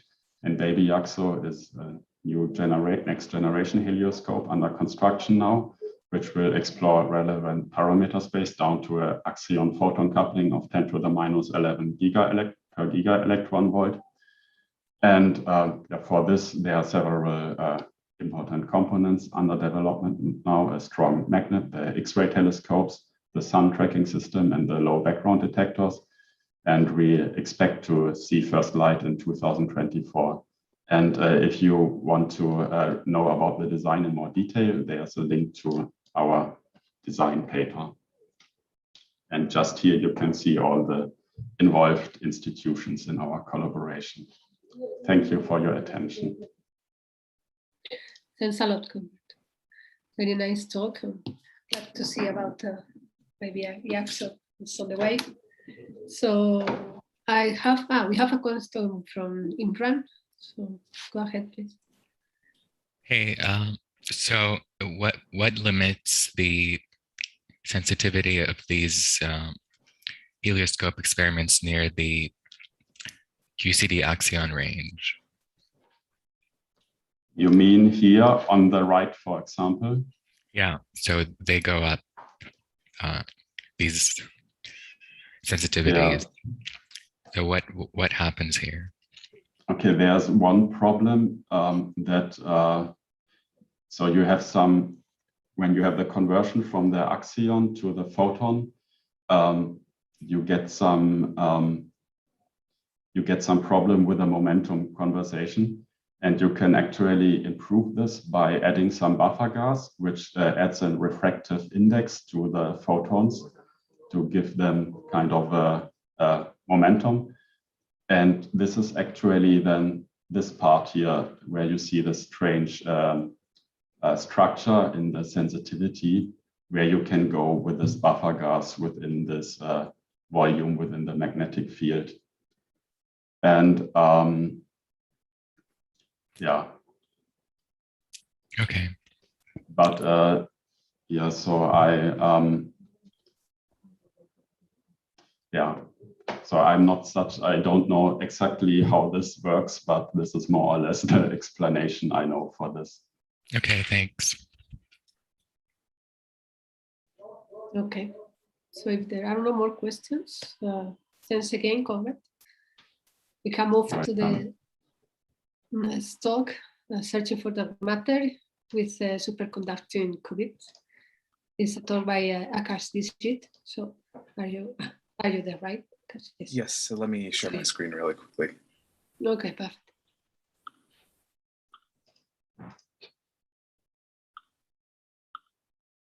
Okay, can you see the slides? Yes, perfect. Perfect, please. Okay, awesome. So thanks everybody for being here and coming to this talk, and thanks to the organizers for putting this all together. I'll tell you a little bit about our work searching for dark matter using superconducting qubits. And all right, a quick outline here. So I'll quickly go through the types of dark matter that we're interested in looking for and the potential detection mechanisms for those dark matter. I'll tell you how we have started to build a photon counting device to do this detection. Of course, once you develop a new detector technology, you're going to run into some sort of errors, and we've developed a protocol to overcome some of these errors. I'll show you a characterization of our photon counting device, and I'll show you how we use it to search for dark matter. Okay. So the types of dark matter that we're interested in looking for are the ones that we've been discussing for the last few talks. And a couple of the notable ones include the axion and the hidden photon, and you can see the relevant parameter space here on the right. And we're specifically looking for the conversion of axions and hidden photons and other types of particles like this into microwave photons. So this is in the few micro eV to a few hundred micro eV range. So somewhere in this mass region right here. And this corresponds to microwave photons of gigahertz to maybe tens or hundreds of gigahertz. And in this region, the typical technique that we use is to use a resonant microwave cavity to capture the photon that's produced from the axion or the photon. One of the things that we are starting to run into is as we look for slightly larger and larger masses, the size of our cavity starts to shrink to match the resonant condition. But as this volume of our cavity shrinks, the target volume shrinks as well, and the signal that we expect becomes really, really small. And so you can see the sort of numbers where this n bar represents the probability of detecting a single photon in a given experiment. So the signal rates become extremely small, and that's something we're going to have to deal with. And the thing that we currently do with these narrowband cavity-based microwave searches for axions and hidden photons is we amplify the field inside of the cavity in order to measure it. This is effectively like trying to measure the position and momentum of a mechanical oscillator. And of course, these are conjugate observables, and you are limited in your sensitivity to both of them by the Heisenberg uncertainty principle. And a similar thing happens when we try to amplify the field inside of a microwave cavity, and we're subject to a Heisenberg uncertainty principle, where the effective background from this Heisenberg quantum limit is 1 photon worth of background. And as I showed in the last slide, the signals that we're expecting are much, much smaller than 1 photon per measurement. And so this is a problem that we need to overcome. The way we've been thinking about doing this is by reframing the way we do our detection. So rather than measuring both relevant pieces of information about the field inside of the cavity, is instead to just measure one of the pieces of information. And specifically, that's the amplitude of the field, right? And the amplitude squared is the photon number. But of course, what we give up when we measure only the amplitude of the field is the phase of the field. But that's totally okay. Remember, all we're trying to ascertain is, did the dark matter convert to a photon? And knowing the number of photons in your cavity is good enough to answer that question. So how do you actually build a photon counter at microwave frequencies? It's not necessarily so obvious. Many of the single photon counting technologies operate for much higher frequency photons. And the way we've gone about doing this is by using superconducting qubit technology. So let me give you a quick overview of how that works. So here's a schematic and a rendering of the device that we use, where we have a storage cavity. This is where the dark matter will convert into a photon, and we can store that photon in this cavity. We'll couple that cavity to one of these qubits that we're going to use to sense the photon number in the cavity. And then there's an auxiliary cavity that we use for reading out the state of the qubit. All of this is made out of superconducting material. And in order to reduce the probability of thermal photons leaking into here, we operated inside of a dilution refrigerator at 8 millikelvin. The Hamiltonian that describes the system, specifically of the storage and the qubit, has some cavity part here. Here's the harmonic oscillator, the qubit part, which is modeled as a spin, and then there's some interaction term between the two. So I'll skip over the exact details of this, but we can chat about it if people are interested. So the really interesting part about this interaction is that when you couple it to the qubit term here, what you see is that the qubit frequency, which is everything before the sigma z, is now a function of the number of photons in the cavity. And you can see that right here. So the qubit transition frequency is a function of A dagger A, the number of photons in the cavity. And you can see that here in the data as well, where each of these peaks represents a different transition of the qubit depending on the number of photons in the cavity, so 0, 1, or 2. And we can engineer the spacing between these peaks as well with this energy scale 2 chi. So now the problem becomes, how do we resolve different peaks in the qubit spectra in order to then tell the difference between there being 0 or 1 photons in the cavity? And we do this with an interferometry measurement. And what happens is, if there are 0 photons or there's 1 photon, we put the qubit in some superposition state here, and it acquires a phase that is proportional to the number of the photons in the cavity. And you can engineer it so that you time this correctly, so that by the end of this protocol, if there are no photons in the cavity, the qubit state remains the same. And if there's 1 photon in the cavity, the qubit state flips from here to here. And that's sort of the signature of there being a photon in the cavity. So we put this into action, and what we do is we prepare the cavity with 0 photons, or we prepare the cavity with 1 photons. And in many independent experiments, we mostly measure that there's 0 when there's 0 photons, and we mostly measure there's 1 when there's 1 photon. The thing that's problematic here is that sometimes we measure that there's 1 photon when there really isn't, or we measure that there are no photons when there actually is a photon. And these are our false positives and false negatives. And we have a pretty good understanding of where these are coming from. These are essentially our qubits being spuriously flipped due to all sorts of interesting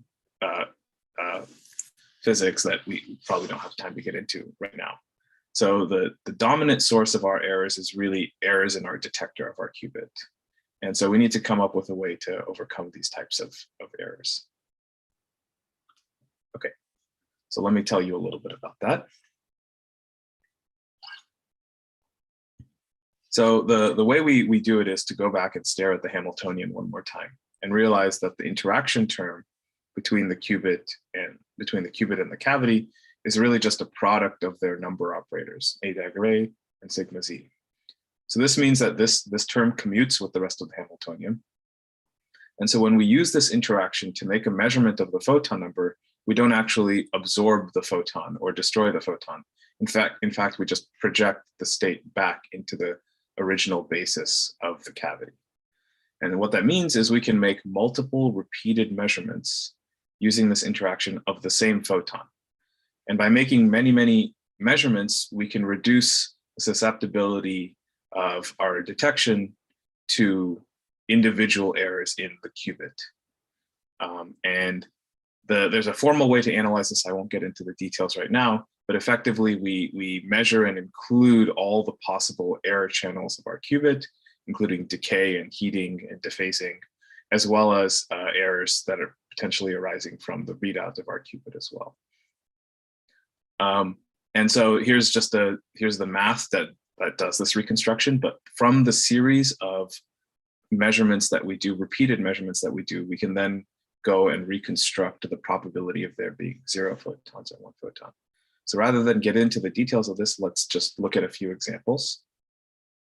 So in one case on the left side, we can track the state of the qubit in each of these repeated measurements. And you see that the qubit stays essentially in its ground state, in one of its state. And so with very high probability, we can say, well, there were no photons in the cavity, which makes sense because the qubit is not flipping. In a second experiment, you can see that the qubit state is flipping back and forth between its ground and excited state. And so now with very high probability, we can say that there was 1 photon. I think the most important thing here is that as we make more and more measurements of the same photon, we exponentially reduce the false positive probability here. So the probability that there were 0 photons is decreasing exponentially. You can see this is a logarithmic scale. And the win here is that with only a linear increase in the number of measurements we make, we get an exponential suppression of these false positives. And that's a win that we should always take. And that's the advantage of doing the detection using this non-demolition technique with the qubits. Okay, so let me tell you a little bit about how we characterize this detector and what the results are here. So what we do is we use a calibrated injection to inject different photon probabilities into the cavity. And so you can see we're injecting some high number of photons into the cavity. And with our measurement technique that I just described, we measure these photons, we count these photons. And we do this with something like a 40% efficiency. We've recently made some improvements and moved this up to something like 65% as well. As we decrease the number of photons that we inject into the cavity, we should expect this to continue to go down, but what we see is that it levels off here at some false positive probability. Already this is very interesting because comparing it to the quantum limit, which we would expect with an amplification technique, this is about 15.7 dB below this quantum limit that you would get when you're trying to measure both the pieces of information about the field. So in the end, we have successfully suppressed the detector errors, but what we're seeing here in this region is we're now limited by a background of real photons that are present in our cavity, corresponding to a background probability of something like a few times 10 to the minus 4.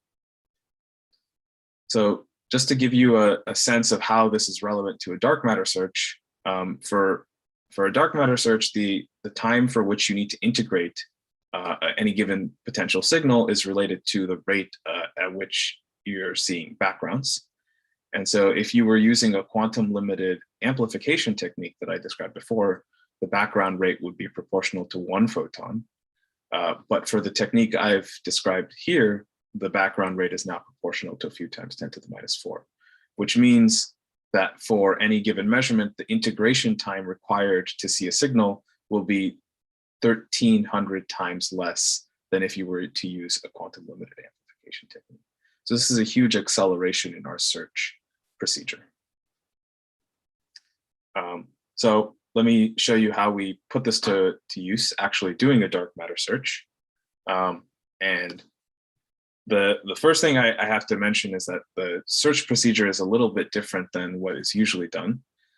Because we are using the qubit to project the state of the cavity by measuring it, we cannot simultaneously accumulate and measure the signal.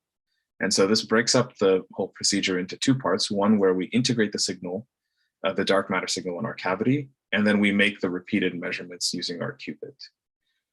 And so what this means is that we end up having a duty cycle of something like 65%. Our recent improvements have made this closer to 85%. But for this particular work, we ran our experiment for something like 13 seconds, of which 8 seconds was integrating. And we counted some number of photons in some number of given experiments. And the question we want to ask is, what dark matter parameter space is excluded by this observation? In this particular work, we were only looking for hidden photons, but I think there's a straightforward path to doing this for axion searches as well. So here's the parameter space, where on the vertical axis is the mixing angle between the hidden photons and the microwave photons. And on the horizontal axis is the mass of the dark matter, or equivalently the frequency of the photon that it would convert into. And you can see this purple javelin is the exclusion that we're able to set using the qubit-based photon counting procedure. And here's a zoom in of that. And there's some interesting structure here related to the particulars of the way we do our experiment.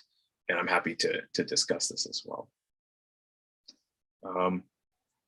Okay, so I think that's pretty much it for me. And I think the most interesting thing and fun thing about this for me personally was being able to take technologies and techniques that have been developed for quantum information sciences and apply them to doing a dark matter experiment. And our results are that we've achieved this 15.7 dB of metrological gain as compared to the quantum limit, which for a dark matter search corresponds to a over 3 orders of magnitude speed up of the search. And we've already shown some unprecedented sensitivity to hidden photon dark matter. And I think, and we're already working on being able to tune the cavity while we do the search so we can explore larger regions of this parameter space. And you can find the manuscript that describes this work here as well. So with that, I'll thank you very much for listening, and I'm happy to answer any questions. Thanks a lot, Akash, for this really promising technology. So also to increase the impressive increase of the speed. It's incredible, yeah. So I don't know if there are questions for this. I mean, from my side, I mean, the question is that, I mean, this is all testing. I didn't read the paper, so it's just technology testing, but you are planning to have something in place for really measurement that matter? Yeah, so already we're sensitive to hidden photons, and I think by adapting the technology that other microwave based searches use, such as putting a tuning rod inside of the cavity, we can get pretty huge sensitivity to a large part of the parameter space. And the way to turn this into an axion search, I think we have a few. Let me see if I can find the exact screen for that. But we have I just have a cartoon at the moment, but basically we'll need to couple this device that we've been working on to a cavity that's in the magnetic field. And this, we know how to do this part on the left, and we know how to do this part on the right now. And what we're working on now is this part in the middle where we can couple the two together. And I think that's, okay. We kind of know how to do this, but it's a matter of actually making it work. And so I think it's pretty straightforward to turn this into an axion search as well.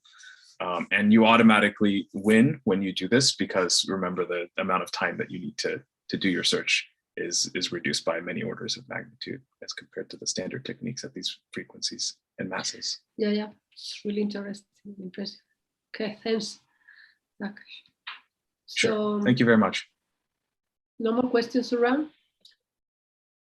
So if not, we can close here the third day session. Thanks to all the speakers and for the very, very nice talks. And we see you tomorrow again at 4, with the last day of the conference. Also remember to have the Slacks if you have questions around or doubts. And also tomorrow, there is Bradley, I guess, with a question, Bradley. It was just the hands clapping emoji. That's okay. Okay, sorry. That's okay. Good. Also Enrique and all the people, thanks.